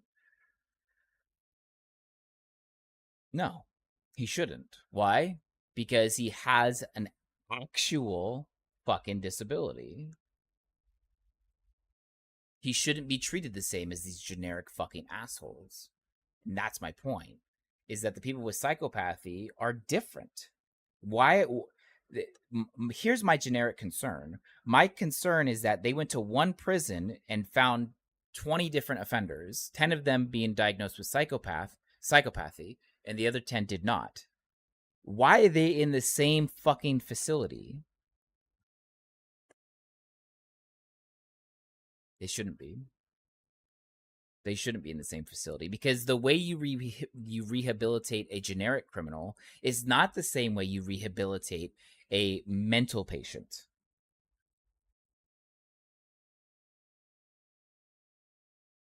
That's not a one size fits all. Like, oh, you killed somebody, here's how we rehabilitate people who kill people. I mean, it's America. It's already guaranteed to be bad, but why are they in the same location? Why are the same tools available to the people that are psychopaths or have mental incapacities as the people who are not? Yes, Bit. You're correct. On all counts, correct. Every fucking word in those 2 sentences you wrote are correct. We like to treat the symptom, not the disease or the problem. Right? We invest in finding a fucking box to throw people in so that they just get out of our fucking hair, as opposed to a place where they don't want to be in our hair because they learn how to function in a regular society.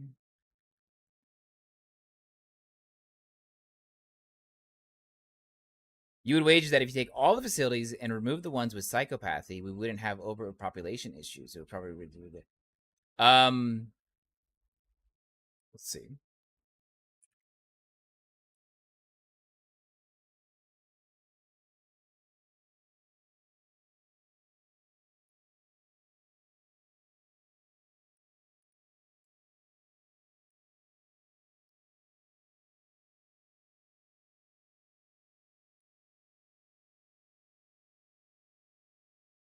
By one popular cited estimate, up to 25% of America's imprisoned people meet the criteria for diagnosis of psychopathy, compared with 1 to 2% of the general population. So 25% of the prison population in America has a criteria to diagnose of psychopathy. Imagine that. But they only show 1 to 2% of the general population. No, you're still fairly accurate. You're still fairly accurate. That's, trust me, as a stab in the dark, that's a fairly accurate. Now, this should be concerning on a couple different levels, and we'll show you why. Prison population, population in America.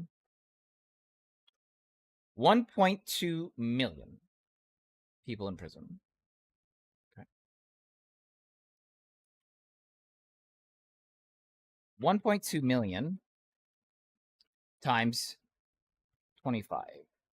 It's 300,000 people in the prison population that is diagnosed with some kind of psychopathy. Okay, 300,000. Remember that number, 300,000. Population in America over 18.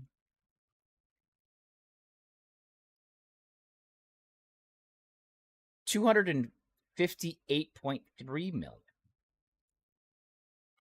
258.3 million times the most lenient estimate of 1%. It's 2.5, almost 2.6 million people. Now, if by the most conservative estimate, we just remove 300,000 people and we'll pretend that those 300,000 people are already in jail, that still leaves 2.2, almost 2.3 million people in America over the age of 18 that are diagnosed with some kind of psychopathy. So why are almost 2.3 million people in America psychopaths but not in jail? Is it a matter of time? Is it that their crimes don't go up to the level of prison? Is it because they haven't been caught? Is it because some other factor?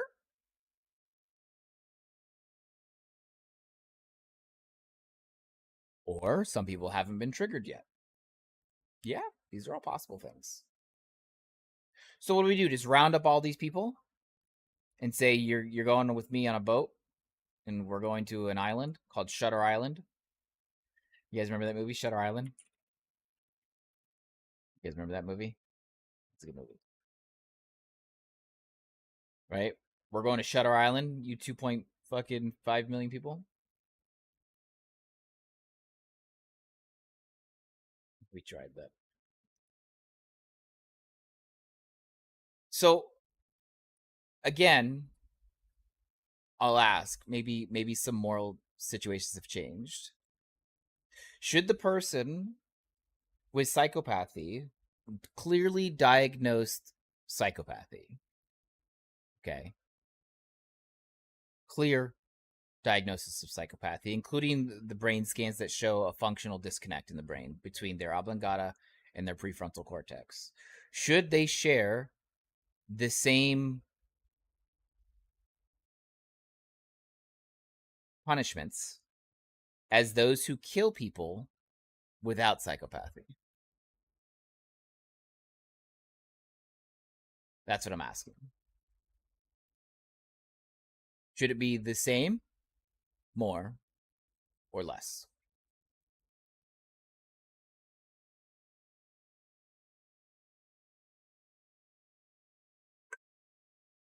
Well, yeah, that's fine. We can discuss the facilities, but I'm looking for the answer. Here's the reason why America is always at a standstill for doing the right shit is because everybody's like, yeah, but I don't have the right answer. That's fine, but let's get to the right consensus. We can figure out what to do after.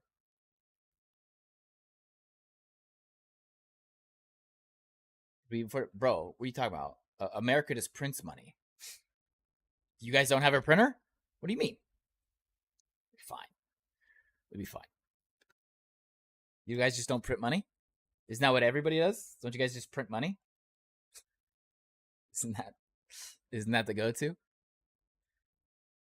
We're already in a rough situation. We are. So what do we do? What do we do? Do we fix the economic society and then we help these people? Who knows how long that takes? 100 years? 200 years? 2 weeks? I don't know.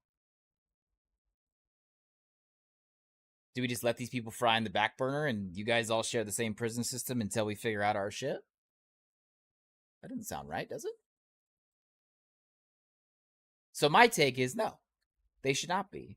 If you are truly psychopathic and you have an actual brain scan that shows the disconnect between your prefrontal cortex and your oblongata, and it's clear and it's compelling, no. You should be in a place to treat your brain. To treat your brain, not treat the symptoms of your brain. Because, like we just recently said, and like I disagreed with, right? I think Bit said it. We treat the symptom, not the problem. Are there any other countries doing something different, or do they have similar statistics? I don't know, Blue. I don't know. I know we got people across the pond. Andrew, you're across the pond, right? What does it look like for you where you're at with your nation's psychopaths or prison systems? God, I wish King was here. I would just ask King because I know he's pretty up to date on Netherlands and the Dutch and how they're doing shit. Well, I don't have the answer for the treatment. I just know that we don't give a fuck about the treatment enough to want to find the answer. Like, doctors will do studies to be like, aha, discovery. Okay, great discovery. So how do we unfuck it? To be honest, it's real bad. That's unfortunate. It seems like society as a whole is kind of like at a standstill. The prison system, oof. Big oof.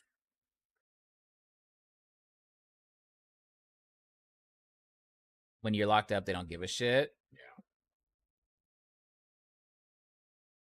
Where else is everybody else from? I mean, I know a lot of you guys are US, but I know a lot of you aren't US. Where is somebody else from? Is anybody from the UK?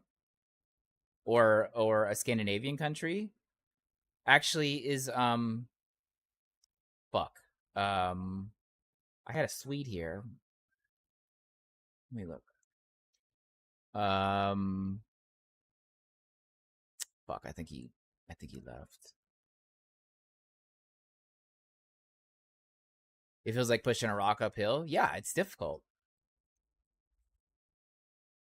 It is difficult. Most fucking real problems are fucking difficult. I mean, let's be honest. If it was so easy, it'd already be done, right? I think the biggest problem in society... Okay. I'm going to bring it out again, boys. I'm going to bring it out again. I think the biggest problem in our fucking society, okay, is you have these people, and then you have these people. These are the people with severe problems. Oops. Problems. These are the people with severe problems. And these are the people with just generic problems. Okay? And these people mostly we'll call it a legal, mostly a legal life. You may have a DUI here and there, you may have a speeding ticket, you may have gotten into a bar fight, whatever, but for the most part, you can function in society just fine. The people with severe problems, they have mostly, we'll call it non-legal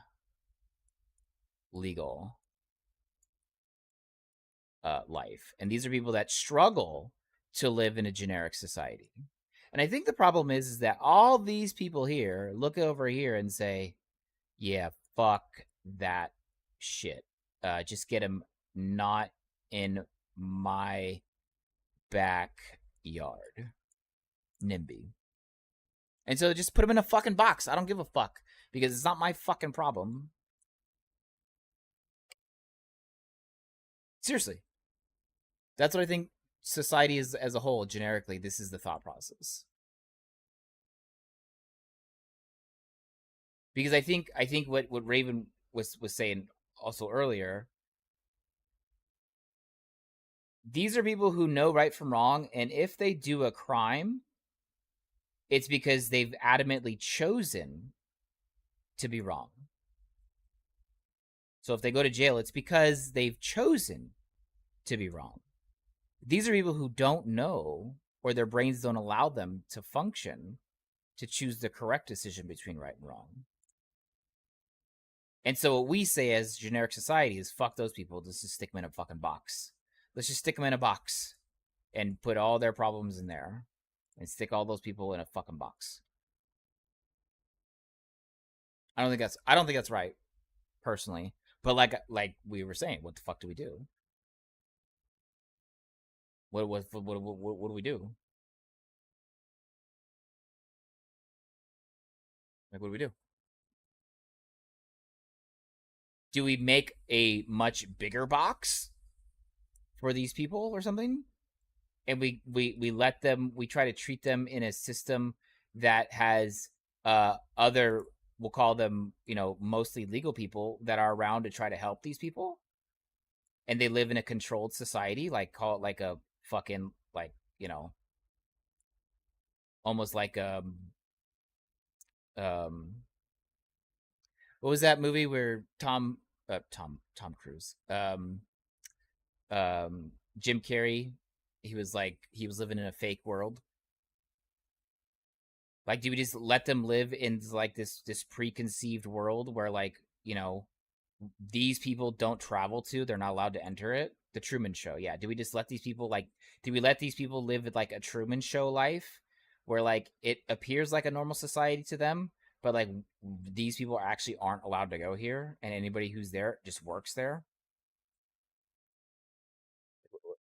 We have to do something to treat these people. And I don't think it should just be I don't think it should be with these fucking idiots who decide to actively do crime. These people know right from wrong. These people should be in a fucking box because you knew right from wrong, you fucking piece of shit. You knew right from wrong. Fuck you. These people don't have the same abilities as those people. You should be in a fucking box, you fucking douche. But these people, they actually struggle. Their brains don't work the same as everyone else's. This is my take on society. You should know better.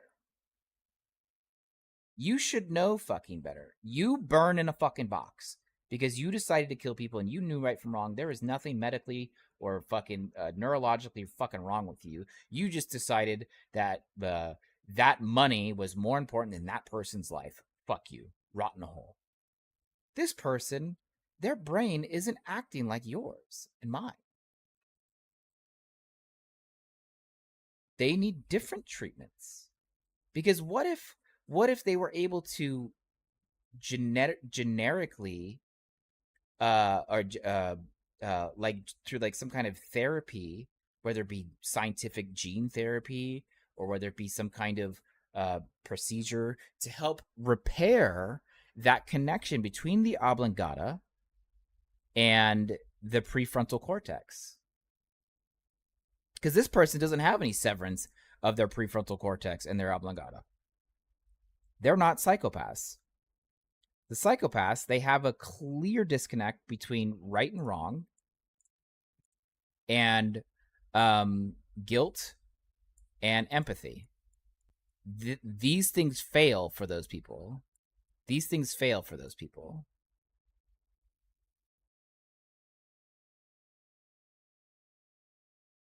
Can we show for okay that it isn't for like hormones, food, situation, life, etc.? The criminal system as we see it now should be similar, right? If they killed because of some dire emotional state, we call that a crime of passion. That still applies here, but you don't get to hang out with these people because these people have something medically wrong with them, right?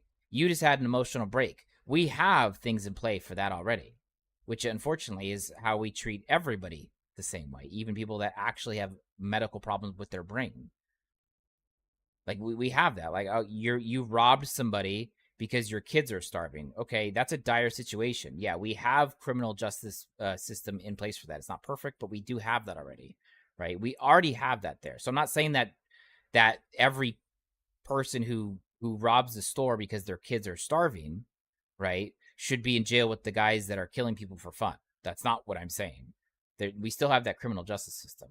But the people who actually have mental problems, the people that have disconnects between their oblongata and their actual fucking prefrontal cortex, they're not the same. Can they still do the same crimes as these people? Yes. Because this is the symptom of their disease. It isn't the opposite. Does that make sense? But no matter what it is, this is how we treat it as a society. This is how we treat it as a society. God damn it. That's Fatima. We, as a society, this is what we decide. Overwhelmingly, this is a box for crime. Oops. This is a box for crime. Regardless is if you're a very small subsect of people with mental problems, or if you're a normal fucking person who just decides to be a piece of shit, or maybe you have a mental breakdown or whatever it is, right? You go there, and you go there. That's wrong. That model is incorrect. And you could be like, well, what's the answer? I don't have the answer, but I can tell you right now, this is incorrect. It's like when I ask my wife, what do you want to eat? Do you want a burger? And she's like, nah. I'm like, okay, you want hot dogs? Nah. Do you want Italian? Nah. Do you want fucking sushi? Nah. Okay, what do you want? I don't know. Okay. It's okay to just not know the answer because we do it literally every day, right? But we have to find something better. This isn't it. These are people with actual mental problems, and these are people who are just generic. You cannot throw these people in the same fucking box. It's not going to work. It's not going to work. Not my issue, not my problem. Yeah, seriously. Well, isn't it the defense convinced the jury that the person should be getting mental health instead? No. No, I don't think that should fall. I think that should fall to scientists. I think that should fall to scientists. Now, of course, it's the attorney's job to try to convince people. But what if I told you that there's actual science? Oops. There's science that says there is a breakdown in the brain that here's a part of the brain. Here's the brain, right? Here's the brain, boys. This is my brain picture. Okay?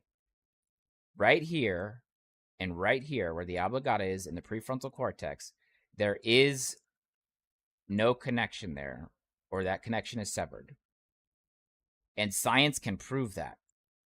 Beyond any shadow of a doubt, they could say, this is severed. This does not function the way it's supposed to be. This person should not be where these people are going. But we leave it to a defense attorney. It's a little exaggerated. But we leave it up to a defense attorney to, let's face it, what are lawyers? What are lawyers? Oops. What are lawyers?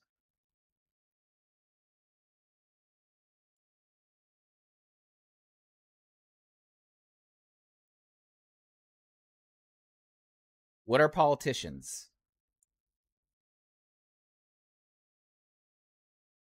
They literally lie and tell a story to try to convince 12 people of their story.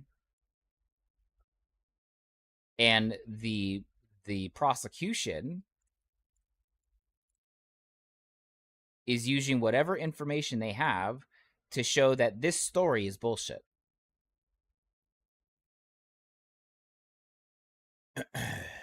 That's our job as society. Sorry. Why don't we stop spending so much on war and just throw a little bit of that money into like the healthcare and mental care? Just spitballing here.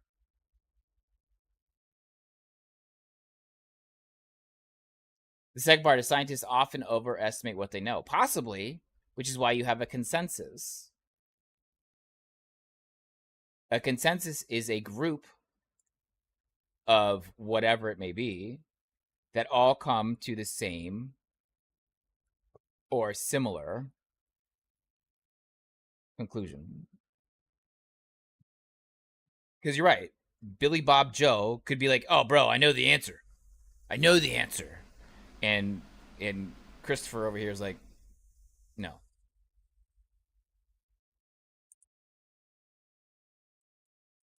So no, I don't believe it should be up to the defense attorney to convince 12 jurors that their client is crazy.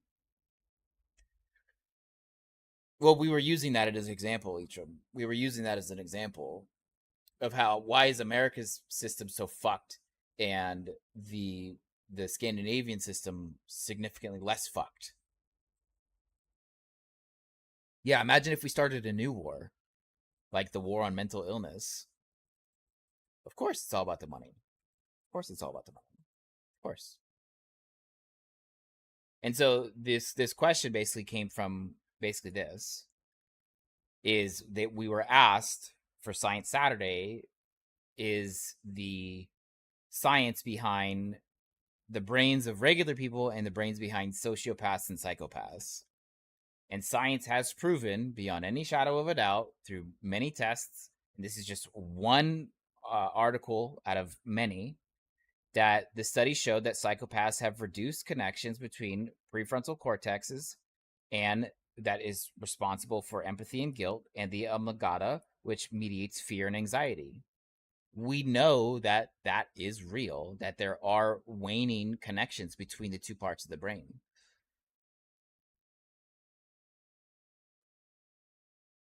A major problem with America is that each state can do their own thing. Again, that is part of the issue.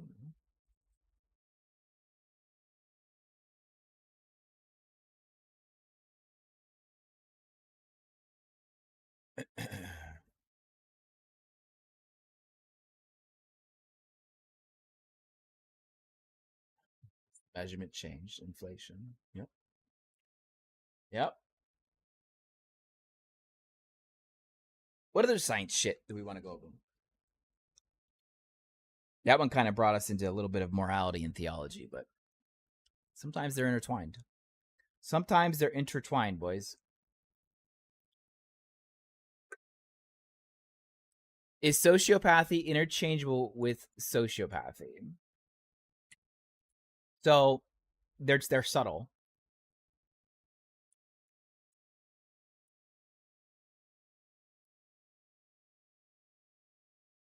So they're I don't want to use Forbes, please, God, Jesus Christ.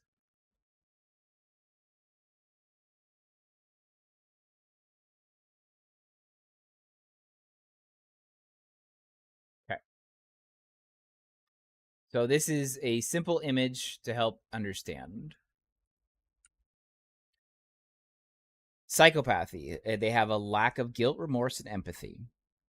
Sociopaths also lack remorse, but guilt and empathy may be present in some cases. Psychopathy, they pretend to feel emotions. Some emotions for sociopaths are felt, like rage, but are shallow and fleeting. I'll break that down further in a minute. Psychopathy, the inability to form true emotional attachments. Sociopath may form close attachments to one or few individuals. Psychopaths tend to be successful. Sociopaths, consistent, irresponsible, and repeated violations of the law. Psychopathy, dishonesty. They're dishonest. Sociopaths are constant lying and deception. Psychopaths, manipulative behavior, narcissism, and superficial charm. Sociopaths are aggressive and reckless in behaviors. Okay. Many people are. However, there are many people who are sociopaths who aren't as extreme on this. This is more of a... Let me see if I can find... There used to be like a really, really good way to break it down.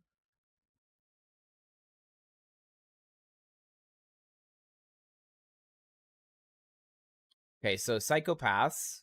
Characteristics of a psychopath: unreliability and insincerity, pathological egocentrism, and inadequate capacity to love, superficial attractiveness and intelligence, lack of remorse and shame, lack of insight, rare suicide attempts, lack of angriness or psychoneurotic symptoms, falsely motivated antisocial behaviors, weak reasoning and failure to learn through experience, general hardship and emotional reactions, being unable to plan life. Sociopaths are failure to comply with the laws and breaking social rules, deceiving, swindling others for their own personal gain, being incapable of making long-term plans. This is a sociopath. Being incapable of making long-term plans. Basically, they fail to see their pros and cons of their actions. They have offensive and aggressive behaviors, not taking their own safety or other safety into considerations, failure to fulfill personal professional responsibilities, not feeling guilt or remorse. They don't feel guilty if they hurt people or something. And they generally have an arrogant disposition. So in a chart that looks like this, sociopaths, they clearly show that they don't care about the feelings of others. They usually act impulsively. They have angry and violent dispositions. They rationalize the behaviors of others. They fail to sustain personal and professional lives. They can establish emotional bonds, though it's difficult for them. Psychopaths, they pretend or they act like they care about feelings. They act in a cold-blooded manner. They usually don't notice the stress felt by others. They have the inability to feel the stress felt by others. They have superficial, empty, fake relationships. They lead normal lives to cover up criminal activities. They cannot establish a real emotional bond, but they can love people by their own methods, meaning they have their own ways of loving people, whether that be through abuse or whatever. So basically, sociopaths live on like a color wheel of emotions, except that color wheel has like 3 colors. A psychopath is like black and white. And so there is differences. They are small in comparison. I would say that sociopaths are slightly more dangerous than psychopaths, or psychopaths are slightly more dangerous than sociopaths, even though they usually act impulsively and aggressively, but that doesn't mean they're also violent. They can have angry or violent dispositions, but that doesn't mean they're necessarily out to kill you. Is it possible it could have a mix of both? I don't see why you can't have sociopathic tendencies as a psychopath or a psychopathic tendencies as a sociopath. Maybe there's a study on that. I don't see why you can't have psychopathic tendencies as a regular person or sociopathic tendencies as a regular person. Because remember, the disconnect between the prefrontal cortex and the oblongata is not like just, it's severed. There's varying degrees of this separation. Sociopaths tend to blend into society.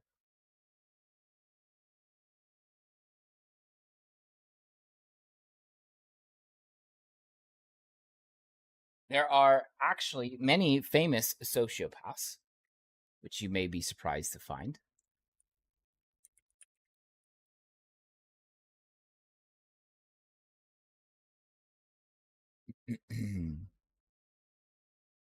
We call them high-functioning sociopaths, unironically.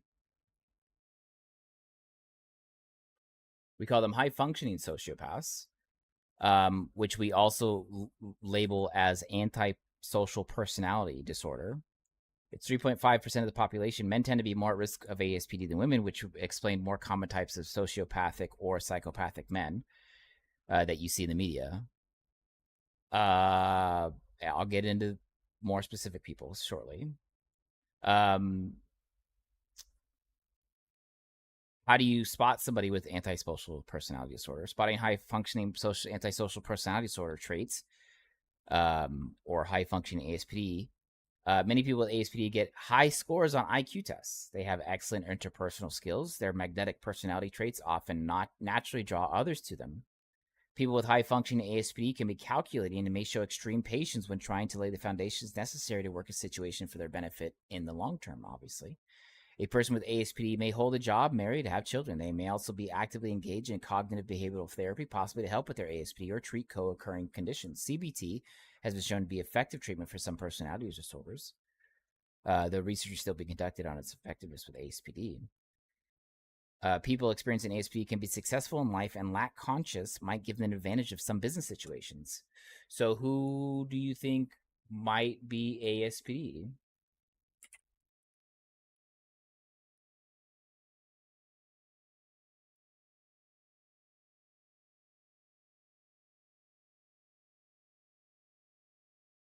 Well, some of the most famous ones that you probably know about, people like Ted Bundy. He's obviously a serial killer. People like John Wayne Gacy, also a serial killer. Charles Manson, Jeffrey Dahmer, David Berkowitz. Now, obviously, I'm reading lifetime criminals of the worst nature, right?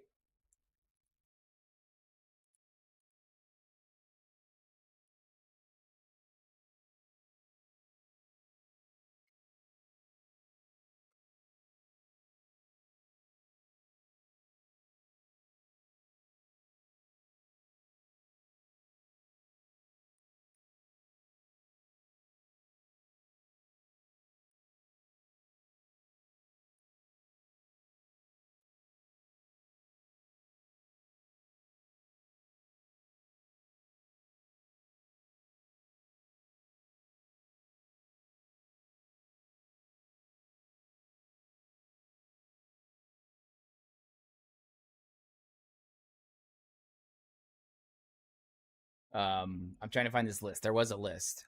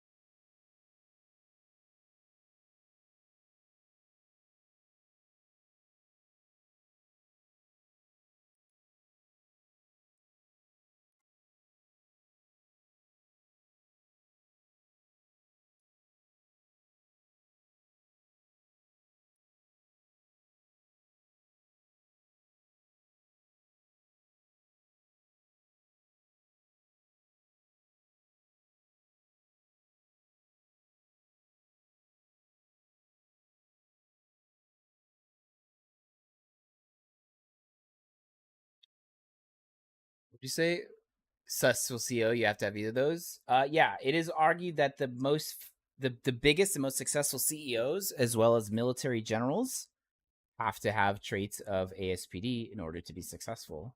How do you feel good about sending people to their death? How do you feel good about stepping on the little guy? How do you feel good about screwing little people? It's not a crime, right? It's not a crime to screw over the little guy.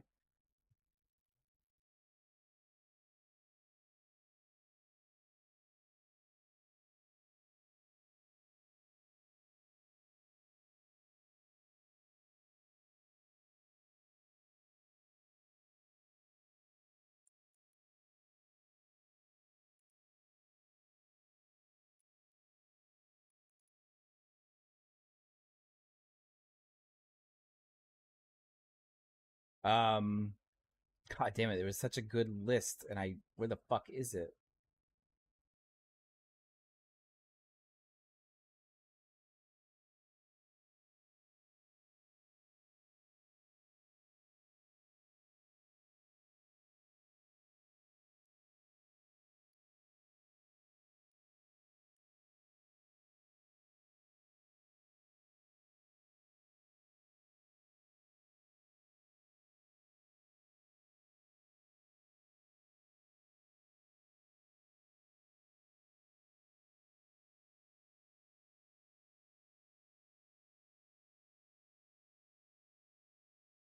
God damn it.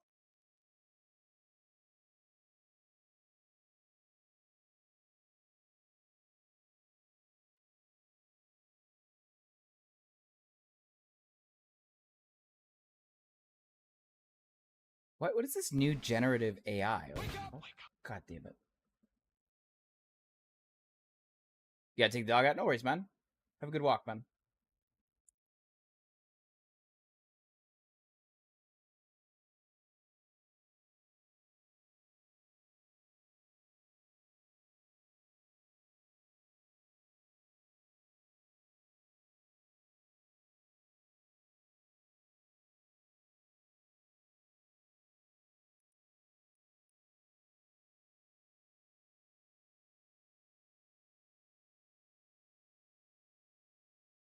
Dialysis starting to hit you? Oh no.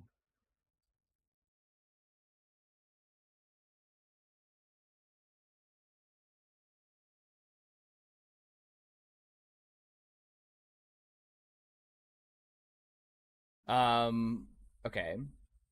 So this comes from an unlabeled specific article, but they say that Steve Jobs was a high functioning sociopath.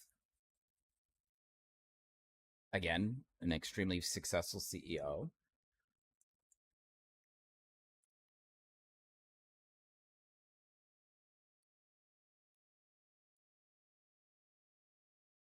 I don't know why she's giving me Steve Jobs. Apple.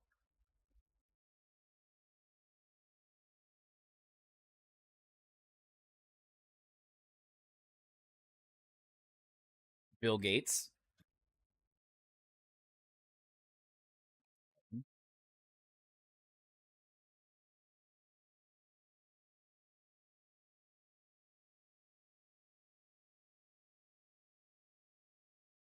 We said Elon Musk.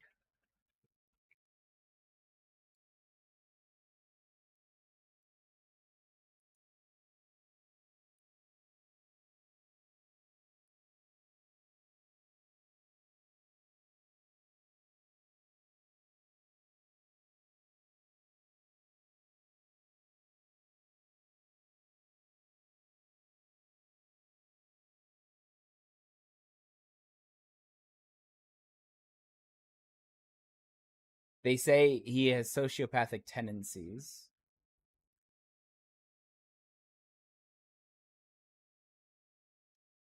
There was an article for CNBC. I'm not saying that CNBC is like the most reputable source in the world, but there is an article. Oops. There is an article by CNBC that 1 in 5 business leaders may have psychopathic tendencies, according to a psychology professor.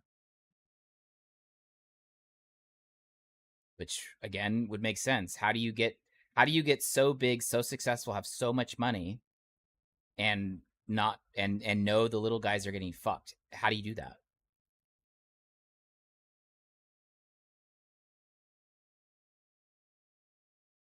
Steve Jobs, Elon Musk are two icons whose disruptive personalities made them as innovative as they were difficult to work with. I mean, yeah, Elon Musk is known entirely to be difficult to work with. So is Steve Jobs, but it's hard to also argue their abilities.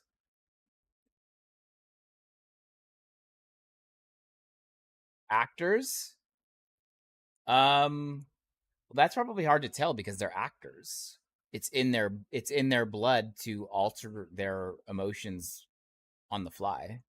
So I mean that would probably be very hard. You know, just because you can cry on demand, does that make you a sociopath? Because you can cry on demand, does that make you a high functioning sociopath? Right?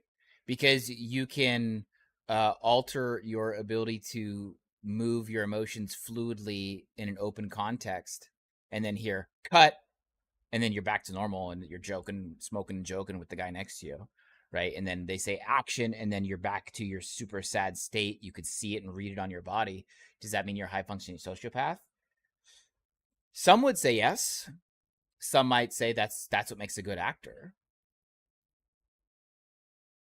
right? I'm not a fucking psychologist. I can't.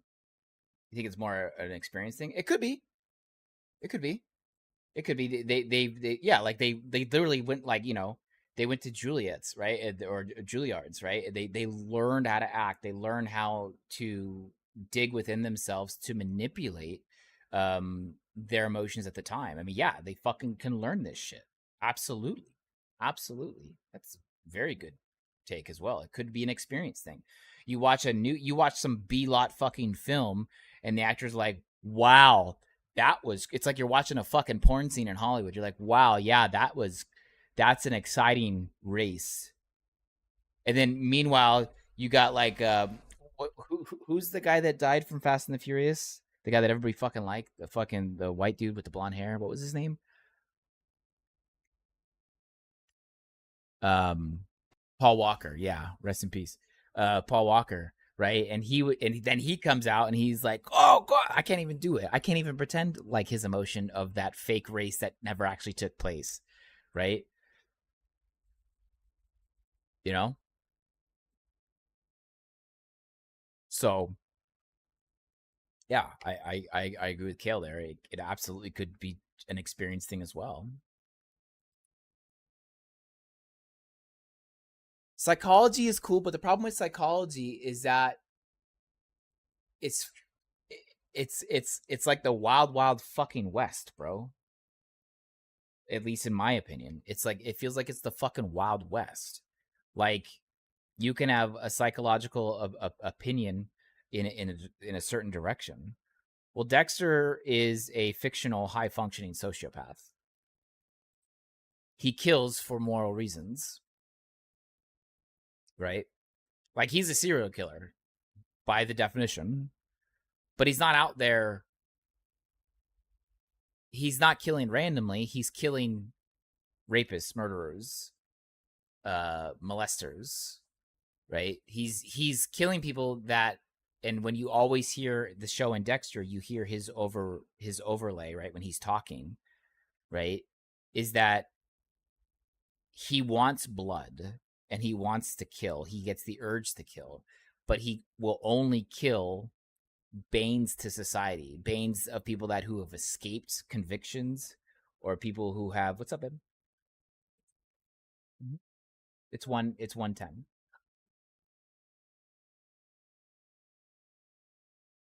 Down, up. Okay. Thanks, Boo. Come here. Thanks, Boo. Come here. You can't? Why not? Yeah, you can. That's not. They're talking about me. About what? They're talking about psychopaths. Oh, okay.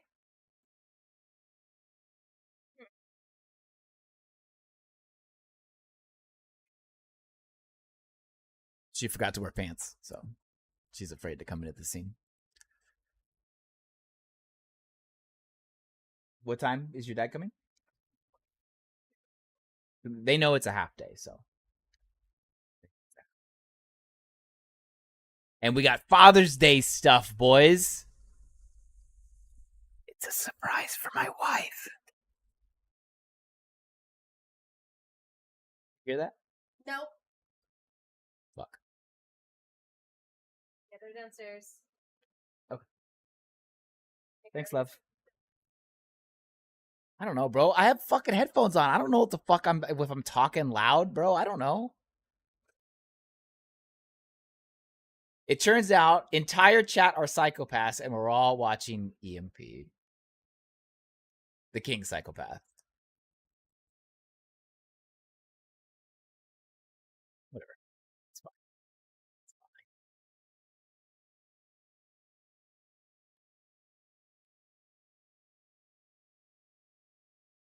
Don't call me out like that. By the definition, you think I'm too dumb? Look, this is what I'll tell you. Sociopaths, psychopaths, high-functioning sociopaths, people with ASPD, they're not all bad. They're really not all bad. They're not all bad. There are a few bad apples, and I know I brought up that chart earlier in that math earlier. Is that there's 2.5 million people in this country who are not in prison, that have sociopathic, psychopathic tendencies, or at least diagnosable. They're likely not in prison because they're not criminals.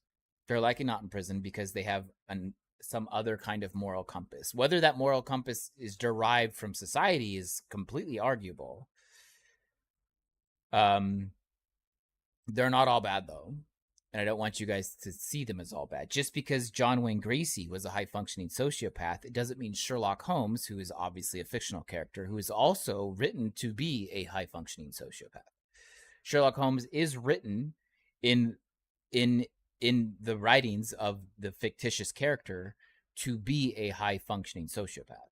So just because John Wayne Gacy killed people and Sherlock Holmes is also a high functioning sociopath, it doesn't mean they're all fucking bad. It has also been said that many U.S. presidents were high functioning sociopaths. Presidents who were high functioning. I keep writing fuck. High functioning.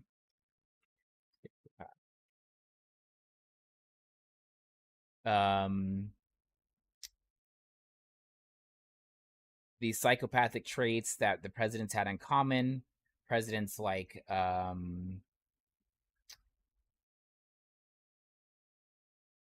was it?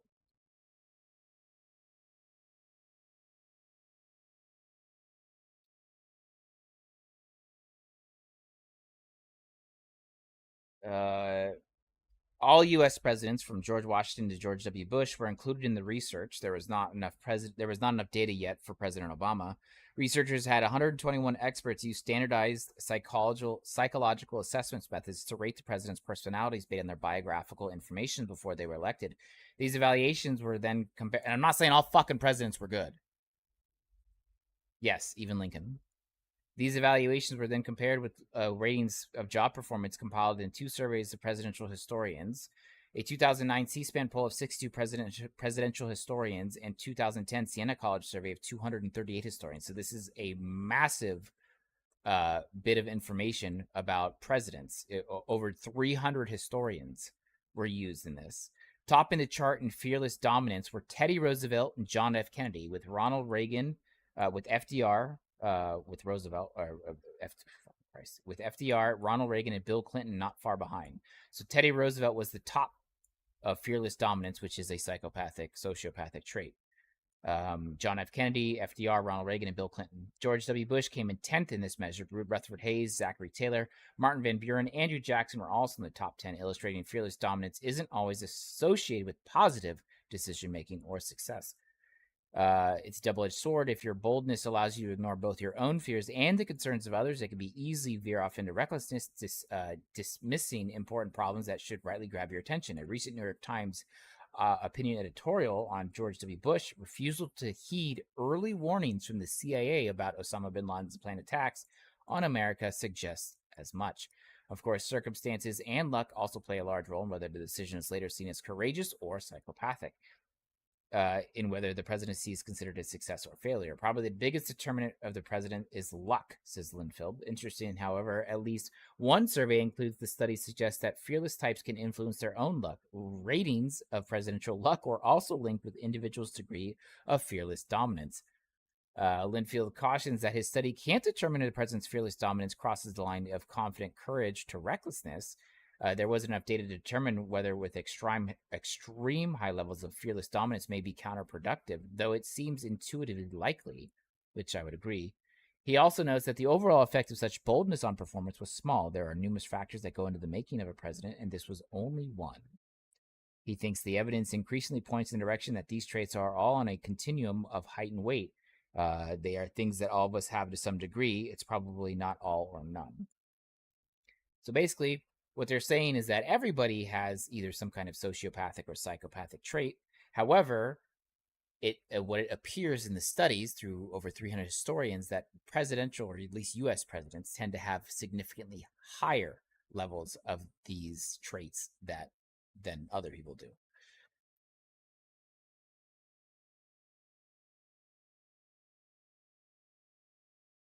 In case of Sherlock, I think it's mentioned multiple times from the Sherlock himself admitting that. Yes, he will constantly be seen in both the written and the Hollywoodized versions of Sherlock Holmes. Is he will say literally in his scripting, "I'm a high functioning sociopath."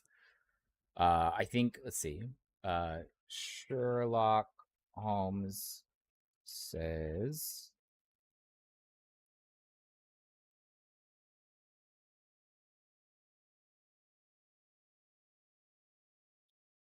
This is one of the best ones, I think. This is probably one of my best depictions of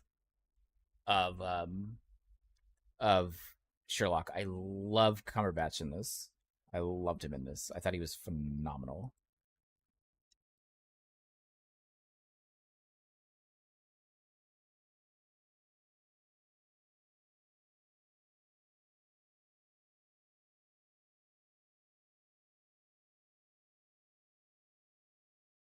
Oh wait, sorry.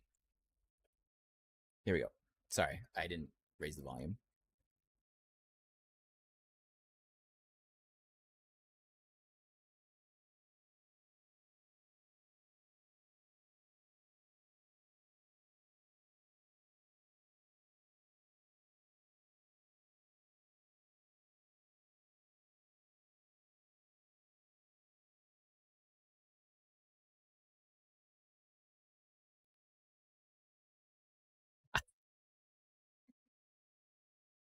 I happen to think he's a fucking riot in that. I happen to think he's a fucking riot in that.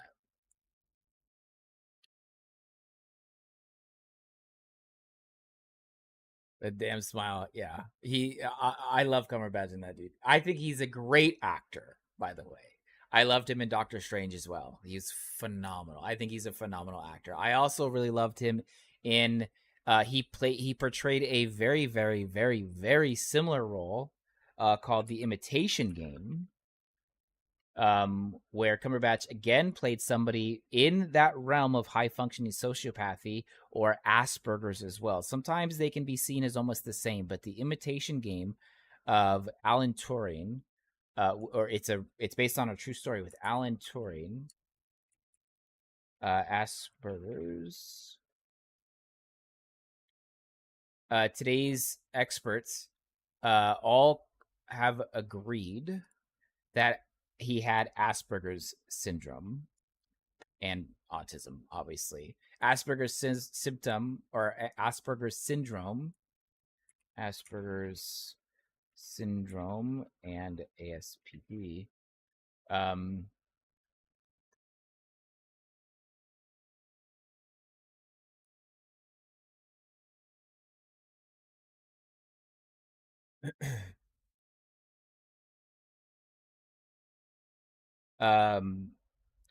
Asperger's syndrome and sociopathy, specifically high functioning, are distinct conditions, but they can share overlapping traits that make it difficult for people with either conditioning to interact socially. Cumberbatch does very well at portraying these lacks, which is social interactions, empathy, repetitive behaviors. Both high functioning sociopaths and people with Asperger's syndrome both share these commonalities. And in The Imitation Game, Cumberbatch does a phenomenal job at being Alan Turing, which is the main character, which is him here, where he is a very he gets in trouble through being gay because back then it was like really really bad to be gay, and he was he had Asperger's, and he was a brilliant mathematician who ended up being the reason why the Allies were able to crack the Enigma machine, which is the machine that the Nazi Germany was using to send and receive its coded messages throughout the war. And it stayed hidden for a very long time, even to the point where they were actually purposefully losing engagements with the Nazis as to show that they didn't crack their communications. They only acted on very, very, very big offenses that the Nazis were doing. It wasn't until after the war was over that it was exposed that we were able to crack their communications for the last few years of the war. After that, that was a major turn of the tide, and the war was over shortly after.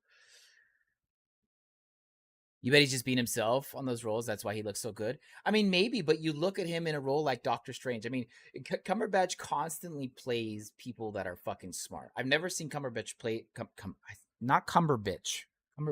I've never seen Cumberbatch play anybody who didn't portray some kind of intelligence.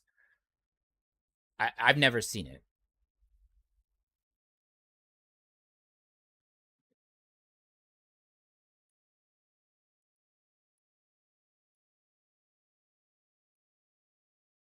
So Benedict Cumberbatch. Let's see. What has he played in? Let's take a look. Let's see. He has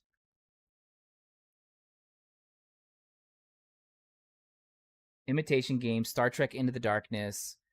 I never seen this. Desolation of Smog. Oh yeah, that's right. He was in The Hobbit. Doctor Strange, Spider-Man, obviously Doctor Strange.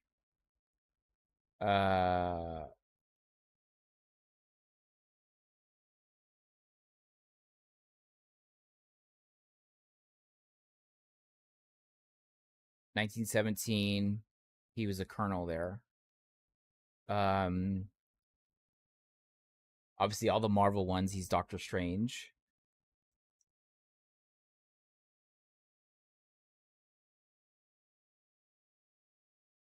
He was the voice for the Grinch.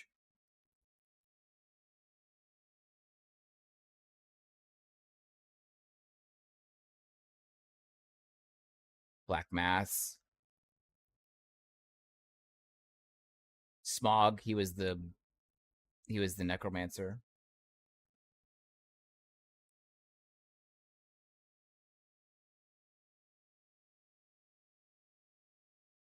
He did Stephen Hawking's voice in a mini series, Into the Universe with Stephen Hawking's. Doctor Who. God damn, he's been in a lot of shit, bro. He's a great actor. I'm a huge fan. Hamlet. Yep. Hamlet was good too. On the other way around, he shows what he wished he could. Yeah, I mean, maybe. Maybe. I think he's a great actor. He's one of my favorites.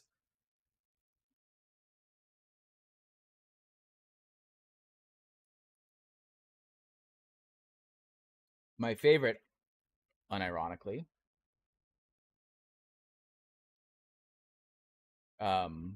He's dead now recently, but Ray Liotta was actually one of my favorite actors. Okay, what the fuck is this? Ray Liotta is one of my favorite actors, and of course he played different kind of roles. But that was one of my favorite actors.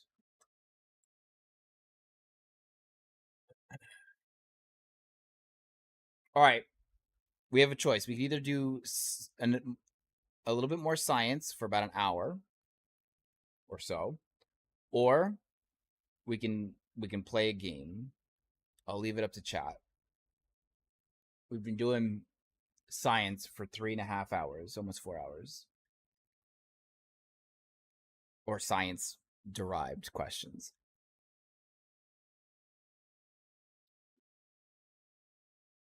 What do you want, Chop? You want to play a game and watch me try to make people upset at a video game, or do you want more science stuff? Because we only got a half day today. We can only go for about 4.5 hours.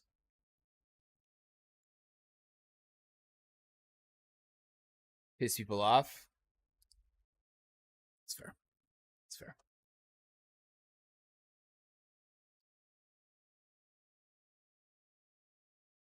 Well, you're the only one voting, so your vote counts.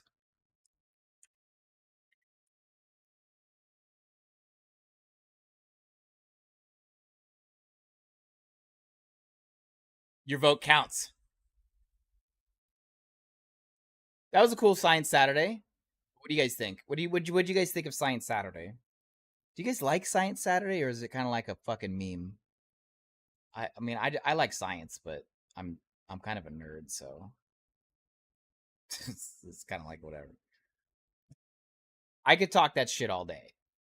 I wish my wife would fucking want to talk about it. She's like, I'm like, isn't that crazy with the theory and then the negative neutrons? And she's like, She loves me just enough to give me the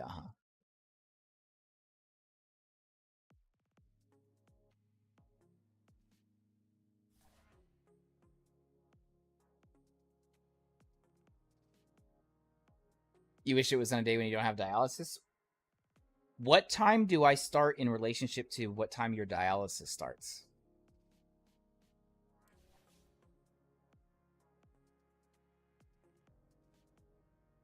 Because what if you could watch me at dialysis?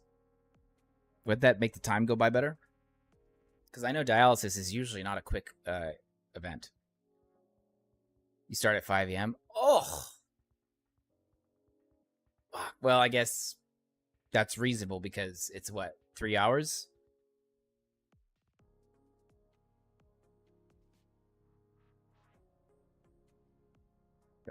I'm sorry to hear that, man. That's terrible. You like it? A couple things maybe to make it better is have a channel on Discord. Put a suggestion for talking points. I like that. I like that. Yeah, and not expensive, just to ping it and be like, yeah, let's do that. I like that idea. That's a good idea, Blue. Can you do me a favor, Blue? Can you put that idea in the Discord, and then I will make a channel for that when I come back from our little vacay with the family. Put it under stream ideas. You should be able to see stream ideas. I'll ping you in it. Blue Fuzz. Stream ideas. It's in the Discord. I pinged you. You should have access to it. I think I see your name in there. Yeah, you're there. Yeah, there you go. Thank you for that. That's a good idea. I appreciate that idea and that feedback, boys. We're gonna do Oracle. Oh, it's banned. Fuck. Hello, it's your turn to pick. Fuck.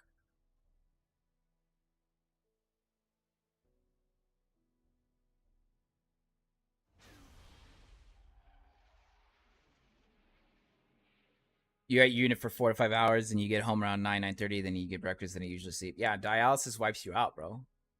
Dialysis is a straight fucking wipeout, bro. For sure.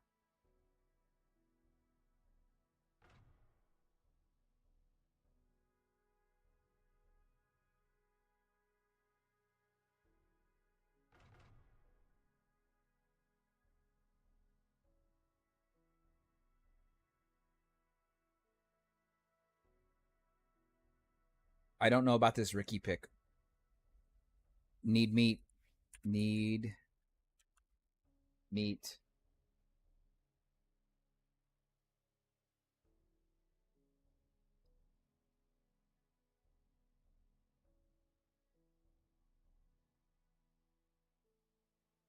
Well, at least I see you're not a good mechanic. No, I'm not a good mechanic.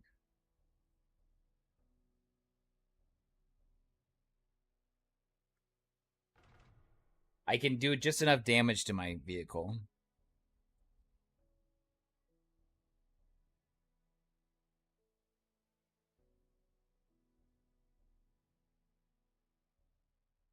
Oh, you're talking about in the game.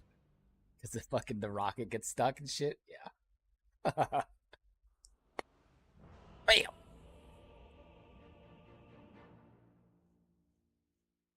This bucket of bolts still has a few moves in her. Let's go for a spin.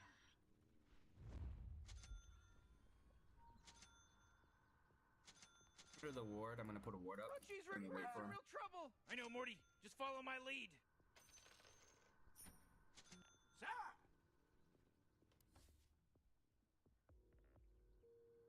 Wilco. UP can be good at everything he does. Is that true? How you doing, brother? What's that? How you doing over there on YouTube? I see you, man. Obviously, Twitch, you can't see his chat in the Twitch chat, but you see him over there on the right. True's here, everybody. Quit your mumbling. What? Yourself, just get under the ward. They'll come. What's that? Sir. Morty, I'm getting ready for the game to start in 30 seconds. Oh, I'm scared.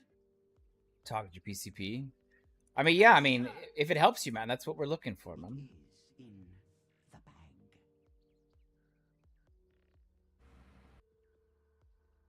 Might be doing the same thing. If they are, then we just avoided getting killed. What's that? Well, there's that pesky horn. Yes. So much for my retirement. You know what's better than first blood? Nothing. First blood. Now that's how it's done, kids. Ah, Yeah, we won't be able to get it. Oh. Yeah. We're here for, man. Maybe we can give you a little hand. Never know which one is better to watch on. Typically Twitch, because you have access to the music that I don't play. But obviously I can still comms with both. Trajectory confirmed. YouTube also has a little bit more of the delay. I can't do anything about it. It's unfortunately just Twitch and fucking YouTube don't share the same kind of... Here goes nothing. Roger.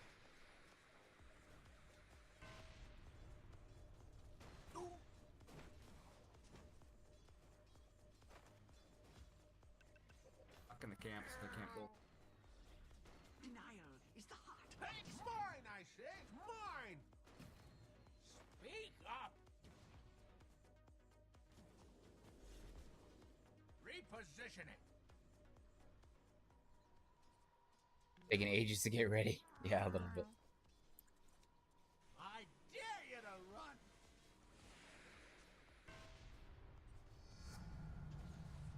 Come on. Logan, I got some tangles for you.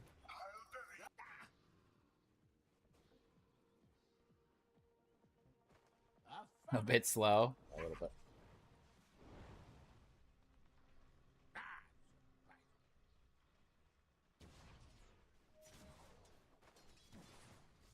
Morty, you're not gonna like this. The top tower is under attack. Oh, sheesh! What's that? Not All this time. systems nominal. Bingo. Do you have two different PCs and one streamer? Just no, I have a dual system setup. I have one. I have a streamer and a gamer. Speak up.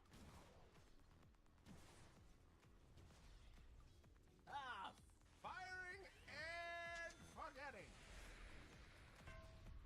What? Yeah, I'm under attack. Yeah. Trajectory confirmed. I'll rotate as soon as I get 3. Darkseer kind of needs some more help for now. Quit your mumbling. I owe you one. What's that? Fox 2. Ah.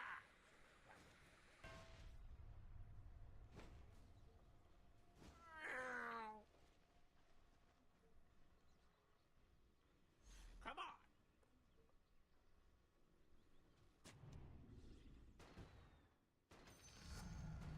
Hey, I fixed that knocking sound.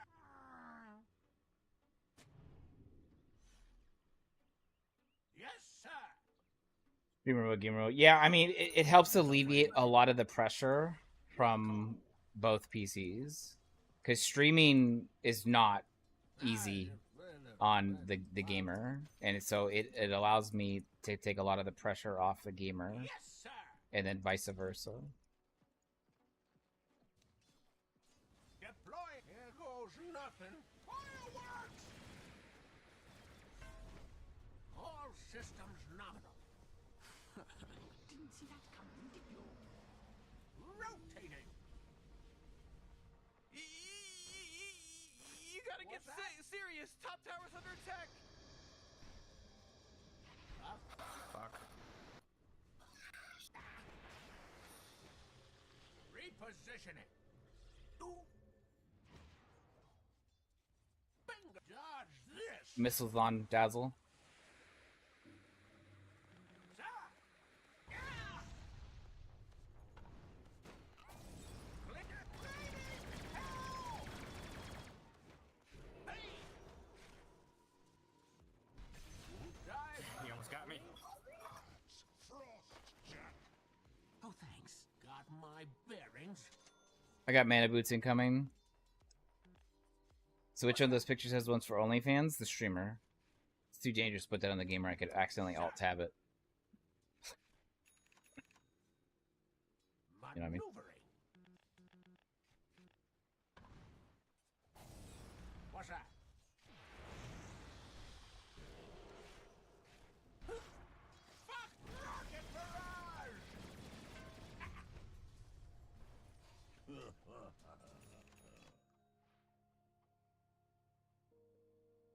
Oh, yeah, your bottom tower's under attack.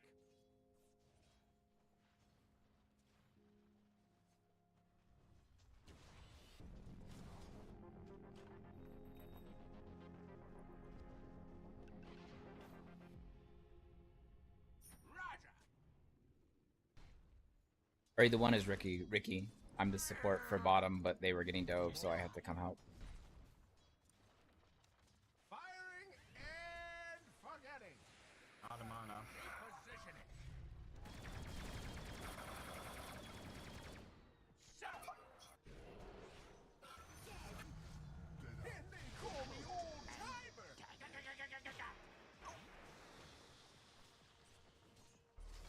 Manu.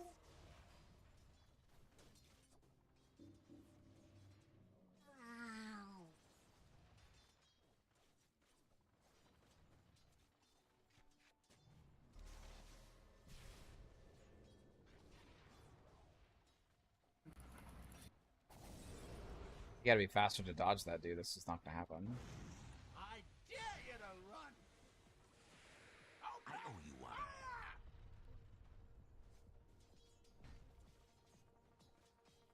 What's that?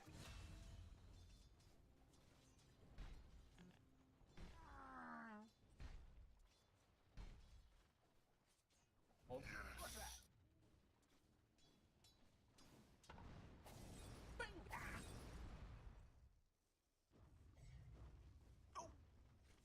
How do you miss that pull, bro? The fuck? Sworn of shadows.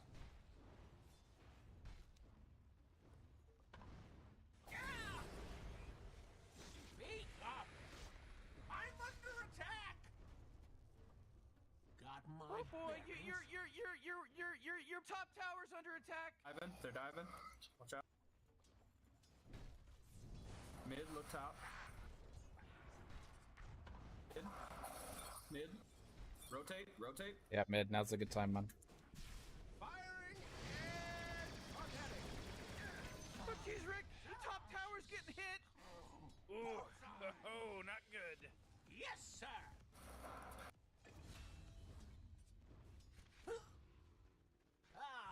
Affirmative. Yeah, stay mid. It's fine.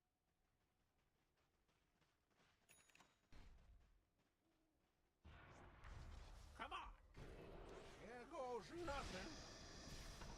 Raining hell!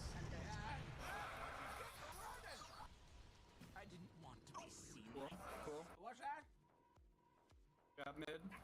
Rotating great. I I can come fight now. What? Okay, we're doing okay. Little one's growing like a weed. Oh my god, yes. Looks like dire structures are fortified. Affirmative. Oh man, what? Get up on out of here, cause Radiant just fortified their structures. Your top tower's under attack. Oh jeez, your top tower's as good as done. There you. Mid. Fucking do something, man. This is ridiculous. Diverting. It's kind of bad. Rotating.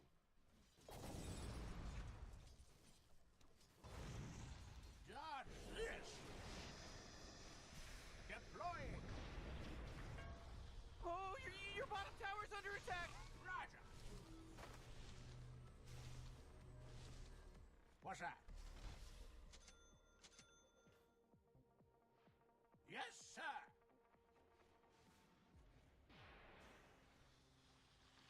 Affirmative.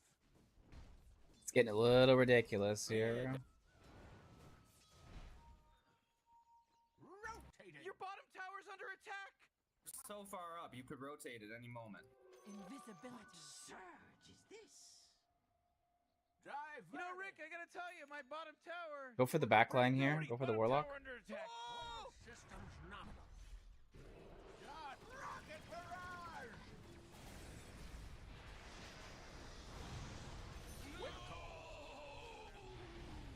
Hot enough for you? Got my bearings. Better. Good job.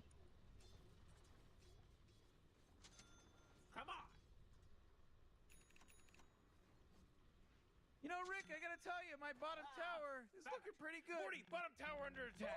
Hey, Morty, guess what's not there?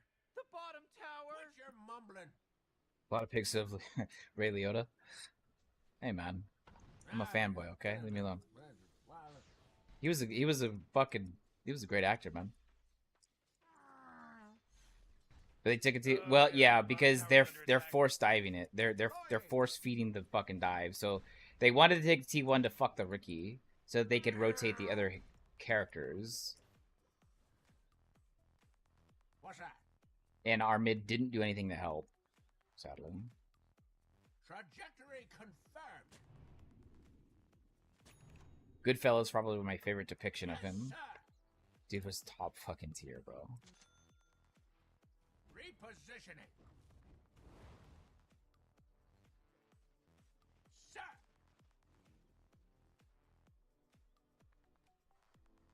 I mean, I still think we win this game. Once I get my shard, I can chirp really hard on the Drow. I can chirp really hard on the Weaver, and I can probably solo kill the Warlock, unless he gets some kind of like extreme fucking. Y'all doing over here? Guys, run! They're all up. Unless he gets some kind of crazy mana fucking going on. Speak up. Lena, watch the map. They're all up here. We gotta have you. Oh, jeez, Radiant's courier just got killed. Shit.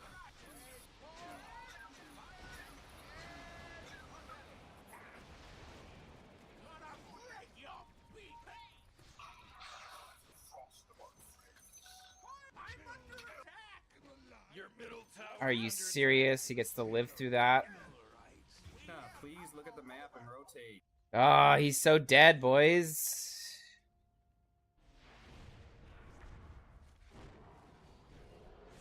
Morty, watch out. It's a 2 for 1. 2 for 1. 2 for 1. 2 for 1. That wasn't too bad. Oh man, this guy's dominating. Double kill. There we go. Triple fire. It was sad when he died too. From retirement. It was really sad when he died. Maneuvering. What do you look at that? I'm the one who did it. What do you... Fuck, boys.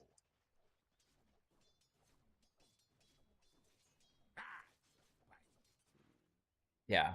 If Ray was in it, bro, you gotta, yeah, you had to watch it. Yeah. It's such a good movie. I can't think of a single movie I was like, you know what? That was shit. I never knew of a single one. Oh jeez, your middle tower's under attack.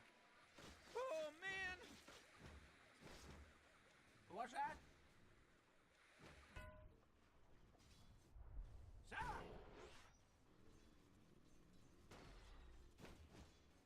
Sir.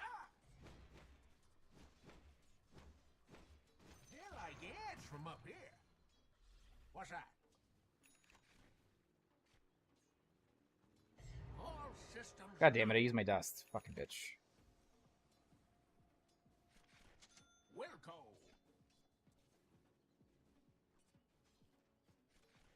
Yeah.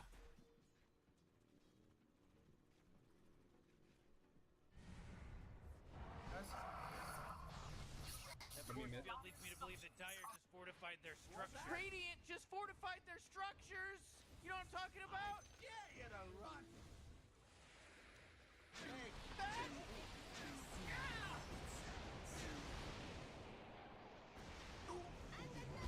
Yes, sir.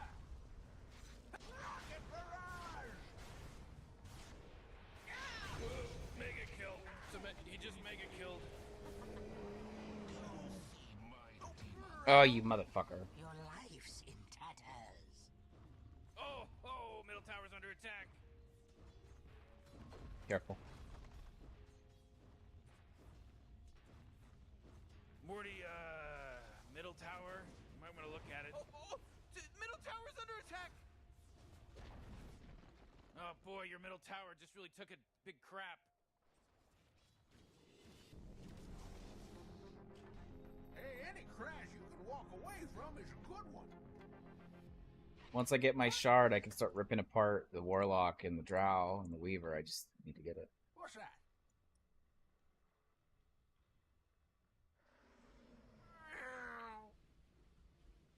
We're still okay. They're just forcing the issue right now. Trajectory confirmed. Don't stand in that, bro. Rotating. Speak up. Sir. There goes nothing. Check this.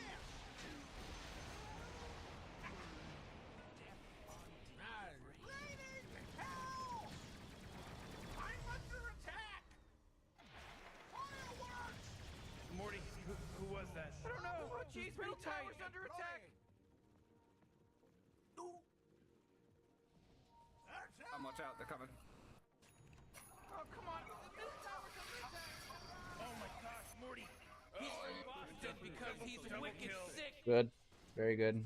Very good, very good, very good. Engage! Raining hell! Yes, sir! What's that? Here goes nothing. Have a missile, bro. Affirmative.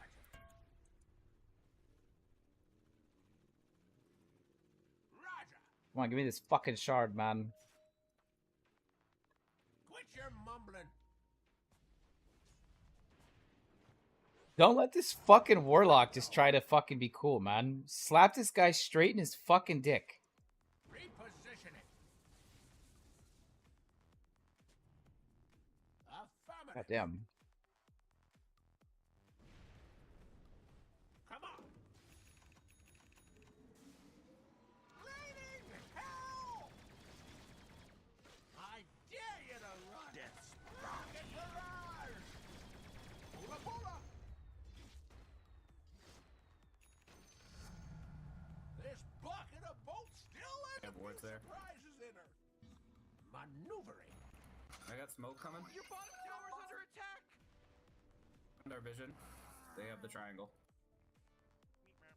Alright, I got shard incoming. We can try to rip apart the Warlock. Yeah, we got two top now, so we can go up into the triangle and try to deward.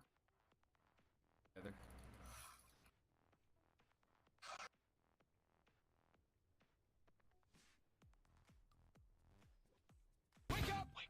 God fucking bitch. Fuck you, Jake. From State Farm. Bingo! Firing and targeting. Fire! What's that? Killing spree. Whoa. Wubba lubba dub dub. Your bottom tower's under attack. Bang, bang, bang! Got shard ready. We're good to go. What? Rotating. Firing and the sky's the limit. I think. Affirmative. Dodge this. What's Yes, run away. Give me more damage. Even better. that? Expect some turbulence. Quit your mumbling. Fireworks! Speak up.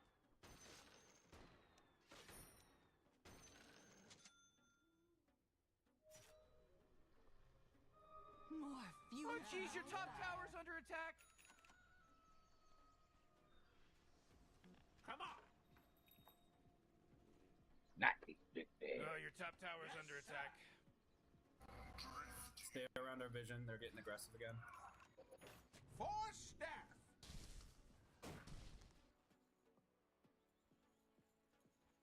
Fox, Oh, here they come, here they come. rocket barrage. Yes, sir. Welcome. I need mana. Do you have boots? Trajectory confirmed. Thank you. Oh shit, that's huge. Hey, I dare you to run. Ah!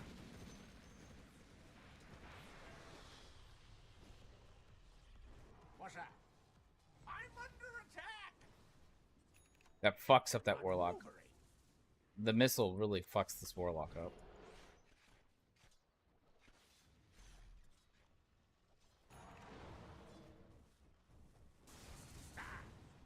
Let's take middle. We're all here. We have all ults. Everybody has ult except Ricky, obviously. Roger.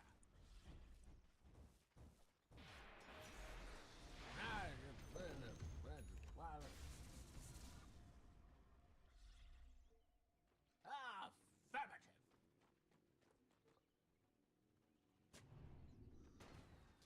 Sir.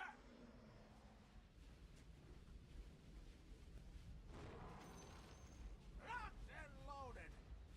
Ah. Diverted. Hey. Deploying.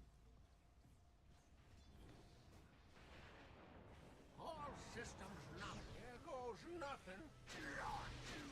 You know, Rick, I gotta tell you, my bottom tower is pretty good. 40 bottom tower under attack.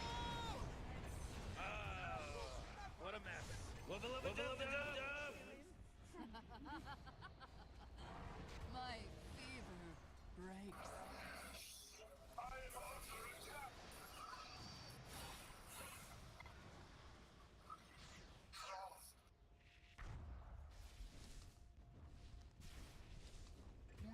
Ooh, your middle tower's under attack.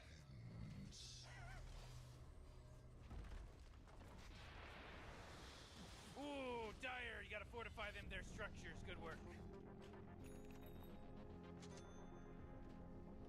Repositioning. Oh man, your middle tower just got destroyed. When are these people gonna learn? When are these people gonna learn, Morty?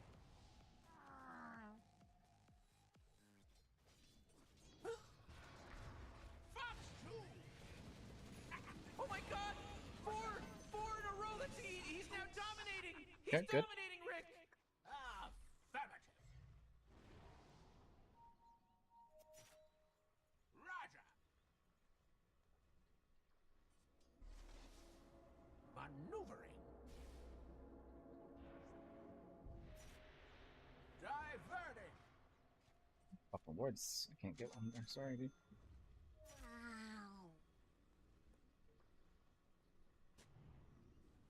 Sir. Thanks for the lurk, bro. I hope you feel better, man. Appreciate it, man. Thank you so All much. systems nominal. What's that? Invisibility.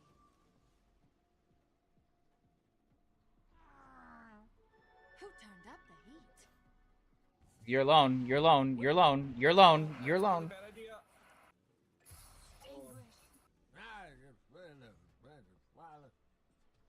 Try not to go in alone like that.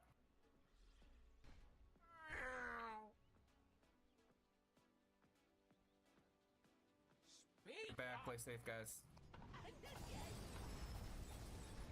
Wow. I'm under attack. Fuck. Sir. Actually fucking saw me? The fuck? What's that? Deploying. Affirmative.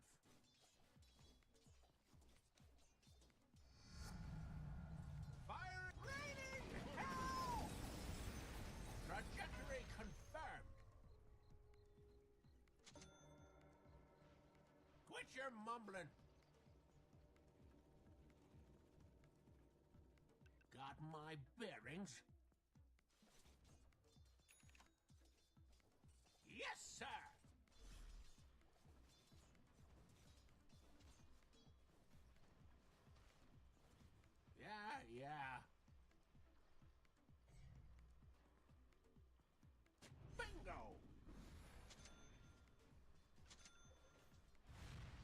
What's that? Here goes nothing.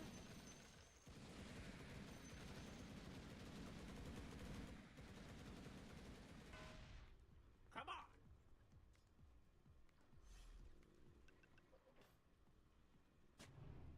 Rotating. I got smoke. Or we can just go. Hey! What? I dare you to run. What's that?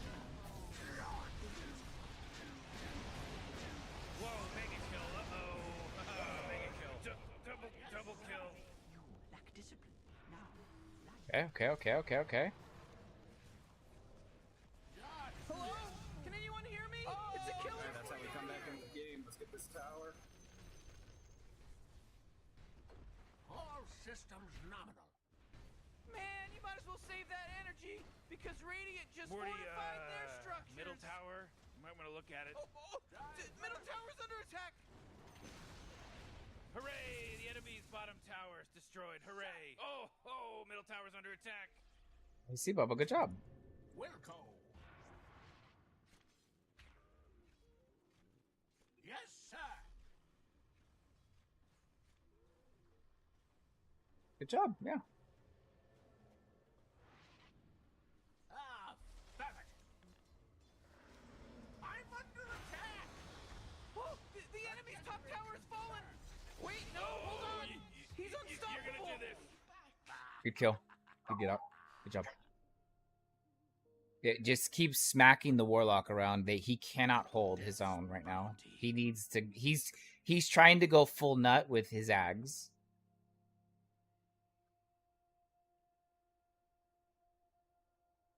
I'm not gonna lie, double ags on him is gonna be kind of rough. Or ags on him is gonna be rough.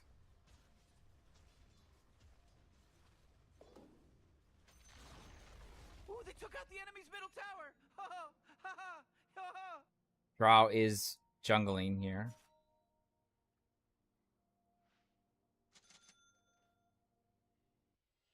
Okay, be careful. Good job, Bubba. Alright, be careful.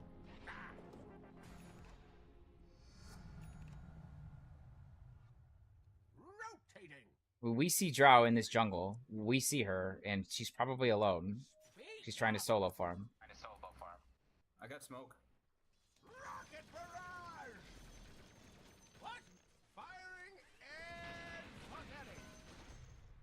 Come on. Got my No, I don't think they do, because she wouldn't be there.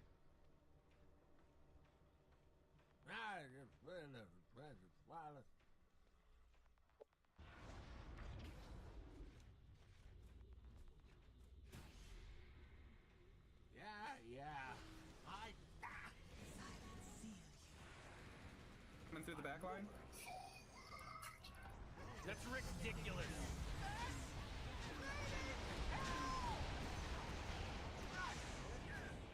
This is a dive.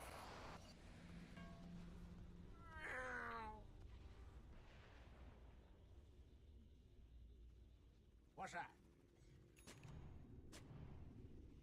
Fox 2! I'm under attack! Sir!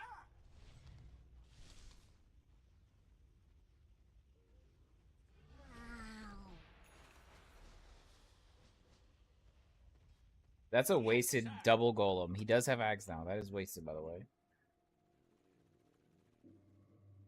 What's that? What's that? Push up into us. Just gonna keep chirping the backline. Bingo!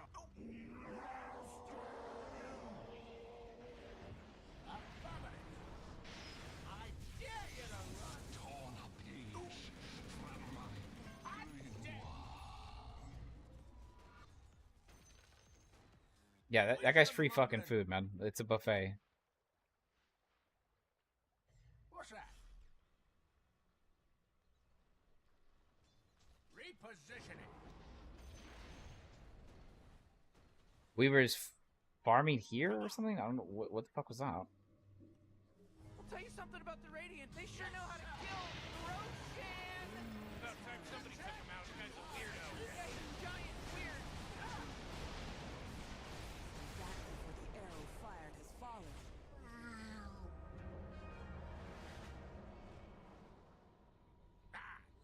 Firing! Attack!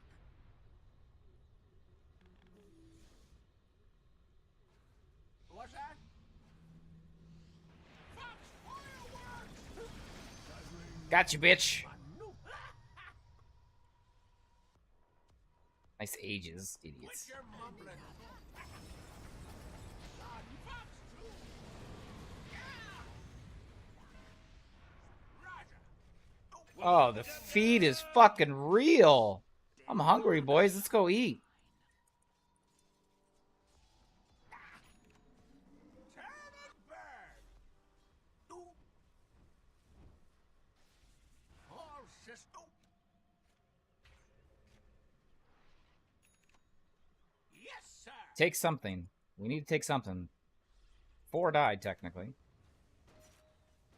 Regeneration. What's that? Radiant just fortified their structures. You know what I'm talking about? Engaging. Rocket barrage.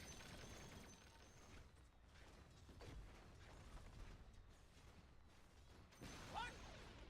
The enemy's bottom tower. It's gone. Drow is top. They're losing a core here. Firing and forgetting. Your top tower's under attack. Whoa, killing spree. Ho! A lot of gold to give. Oh, jeez, Rick. The top tower's getting hit. You know, Morty, it sometimes feels like they don't even care. Go back. Push. Your top tower's under attack.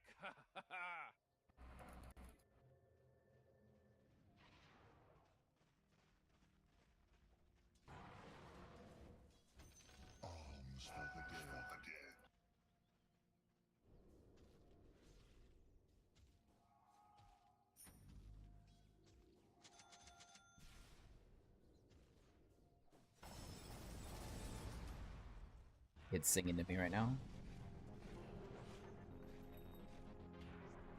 I'm on the way. Mid. What's that? Diverting. Rotating. Firework. There goes nothing. Money to burn.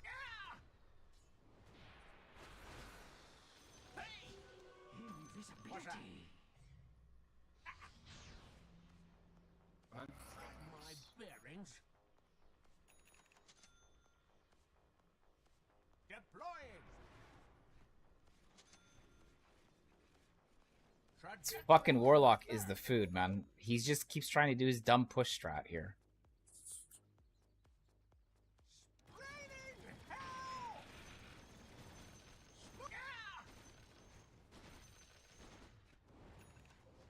Wilco. Sir. Smoke coming. Gem. So if they have anything, we can get it. Repositioning. That's a dangerous pickup. If we lose that gem, Ricky's in trouble. Yeah. Not yet. Affirmative. Alright, smoke. 6 seconds. Let's go down. Go down where our vision is. They don't know it's there.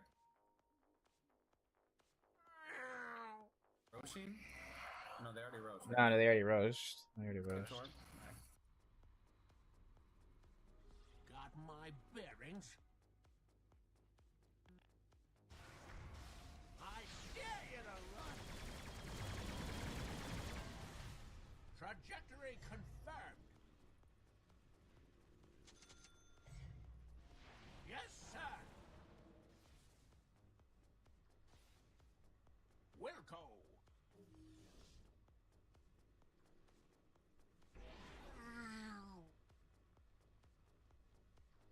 get some drums. Get some what? Some drugs? Wait, what? Drums. Oh, drums. Okay. Disassemble me of unlimited charges. Yeah, yeah, yeah. I need to get the mules to save people. Rotating. Maneuvering. Mid. What's that? Pushing. Push this wave out, and then let's move to the next. Speak Oh, up. come on. The middle tower's under attack. Sir.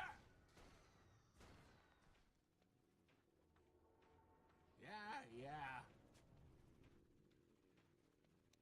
Rocket barrage! Not yet.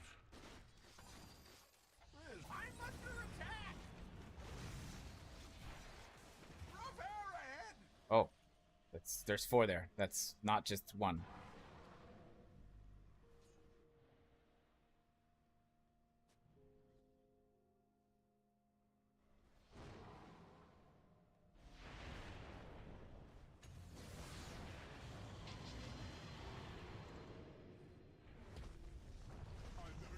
BKB's burnt. You need to get out.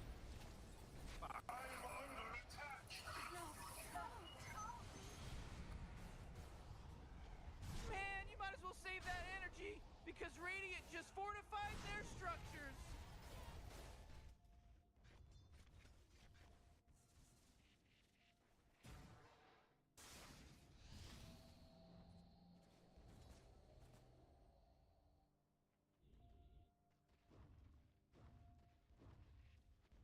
Oh, jeez, middle tower's under attack. Don't backdoor. Wait. Ooh, Oh, yeah, dire. that's You gotta fortify them their structures. Good work. Ooh, your middle tower's under attack. Your middle tower just bit the big one. Just swarming your middle barracks. Ooh, boy, Morty, middle barracks are gone. Ooh, your middle barracks just got wiped off the face of the map. Yes. What's that?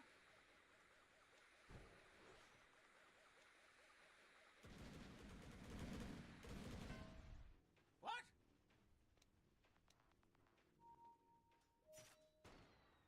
What's that?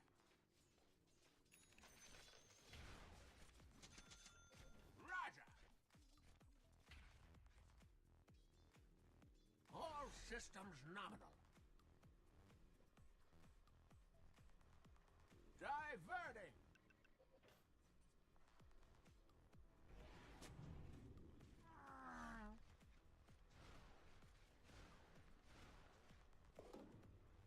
Come on. Sir. Oh, we should go for them. They're under vision. We can kill them if we all go together. Quit your mumbling. Go, because they might have vision. Oh, shit. No, we're doing.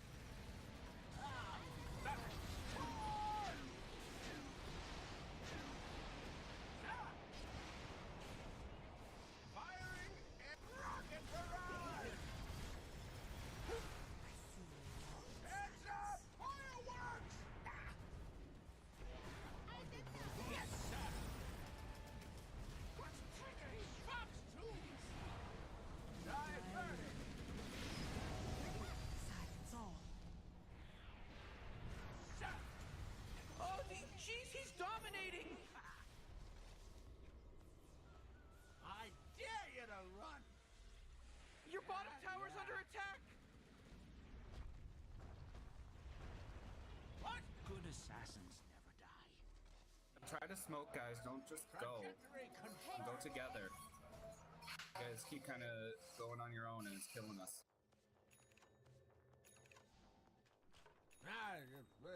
Oh, you were still too far apart. Alina was in base when we started.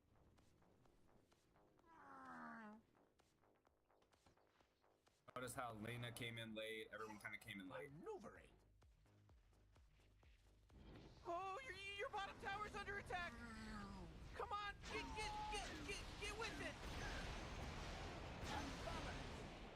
Your bottom tower is gonzo, baby. What's that?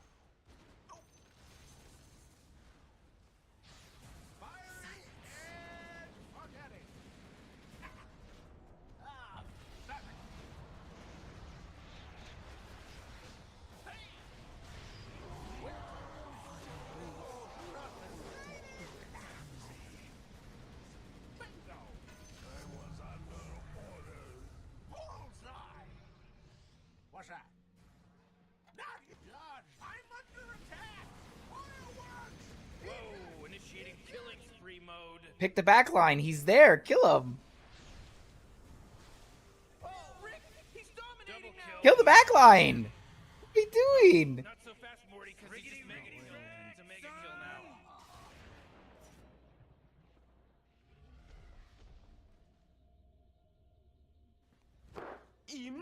God damn it. Damage.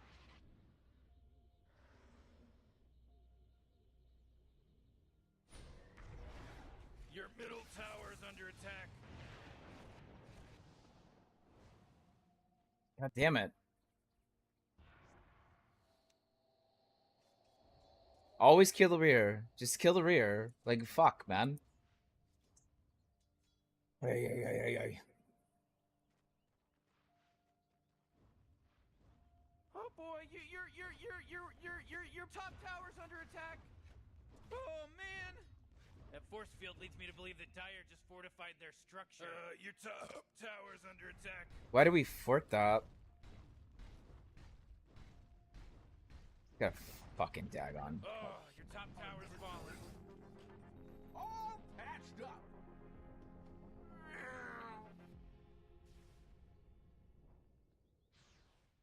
What's that? Rotating. Yes, sir.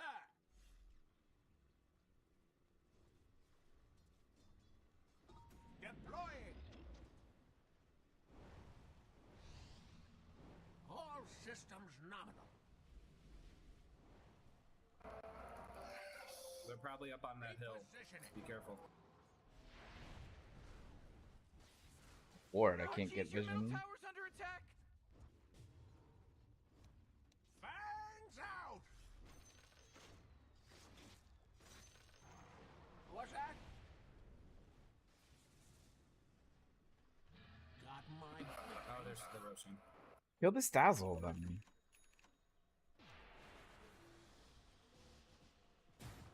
Oh boy, Roshan just got taken out by the Radiant. Excommunicated. You guys want to be stupid. Let him be fucking stupid and die. Speak up. Same thing with the Warlock. See the Warlock? He needs to be dead. Come on. There goes nothing. Quit your mumbling.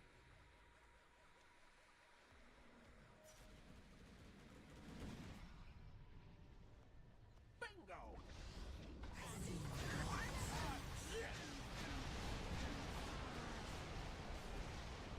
Back before the arrow fires.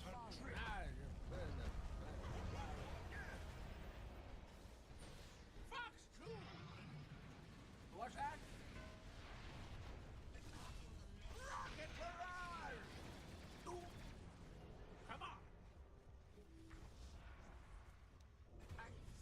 All systems firing and forgetting. Avoid what is sharp. Nurture what is soft. Be stealthy and wise. You might want to kiss your bottom tower goodbye because it's gone. Gonna break your beak. Got my bearings. You saw right. You know they're tearing into your bottom barracks right now, right? Fire out. Rocket barrage. Your middle tower's under attack.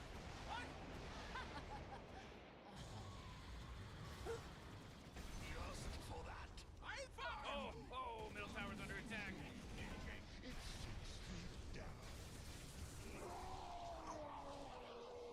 God damn. I ain't cheap. Speak up.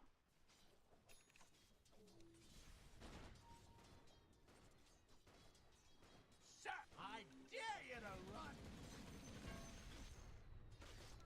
Fireworks. Maneuvering.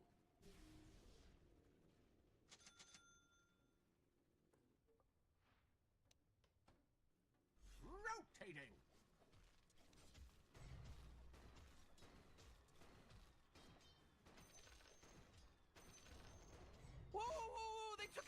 top tower. Okay, okay, okay, okay, okay.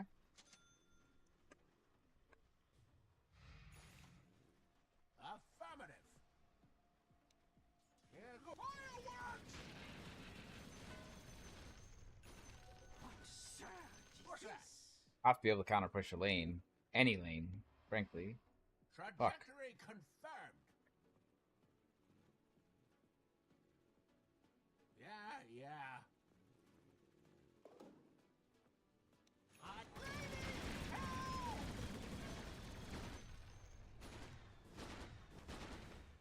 Rocket barrage. Cleared hot. Bro, where are the... It's right there.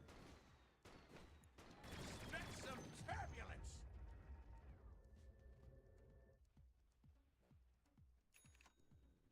What's that? Let's get together. I got smoke. Lane's back out. Deploying. Repositioning. Holy shit, that's so much damage. What's that? Nice blink. Heal up. Come. Bang, bang, bang! Fox to rocket barrage! Yes, sir! We're gonna want to go for top. Top's all alone. Roger!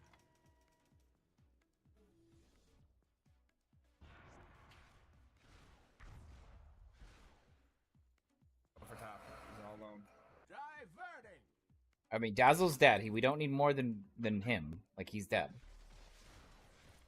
They're gonna push bottom right now.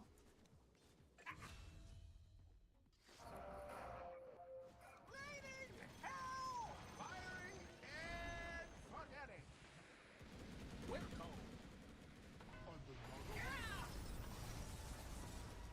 What's that? Hey! Here goes I'm under attack! Trajectory confirmed! Attack!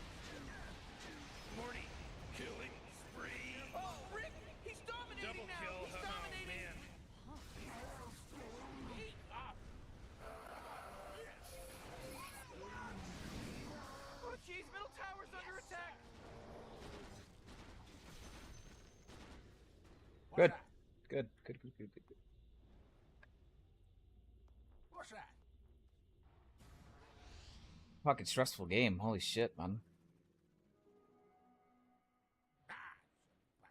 Push down mid. Push out the side lane and push on it.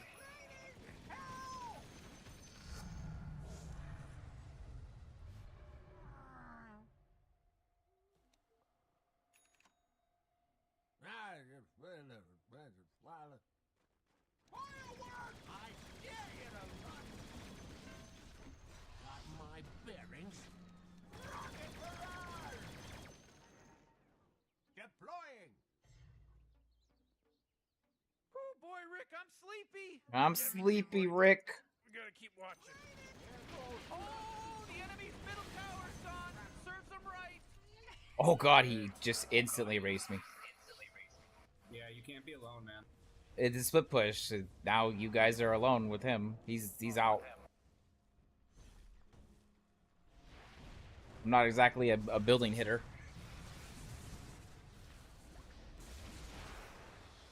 Oh man, what? Get up on out of here, cause Radiant just fortified their structures.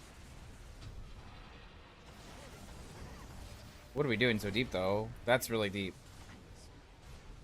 My congregation shrinks by one.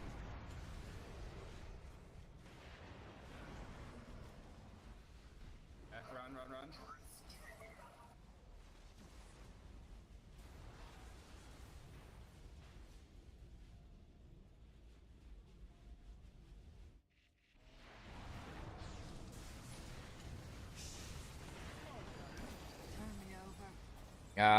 Maybe more of a commit.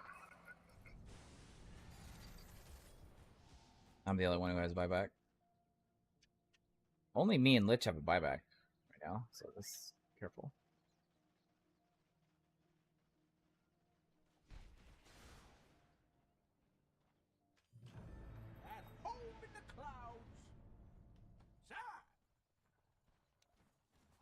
this, but your bottom barracks are getting attacked.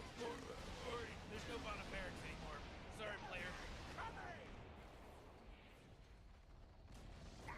Great! Your middle tower, you can't use that anymore. It's gone. Yes. Ooh, your middle tower's under attack. Top tower just got shattered. Your top barracks? Yeah, they're gone now. Well, you don't have any top barracks anymore. Oh, wonderful. The enemy just managed to scrounge up a bunch of mega creeps. Game over, baby. GG. Oh, man. All right, boys, that'll be it for the day. I'll be back. I think Wednesday, right? Wednesday's our normal day back. Yeah, maybe Wednesday. I'll let you know if something changes. Obviously, something with the thing that we're doing. We're going for the weekend. I'll let you guys know, or the Father's Day week, whatever. I'll let you guys know. I'll keep you guys posted. Anyway, that was a quick little game, but I had fun with you guys for Science Saturday. As always, in this game, as in life and science, get good, shitties. See you real fucking soon. Peace. Motherfucker. This game is so... There's so much anxiety in this game. Fuck.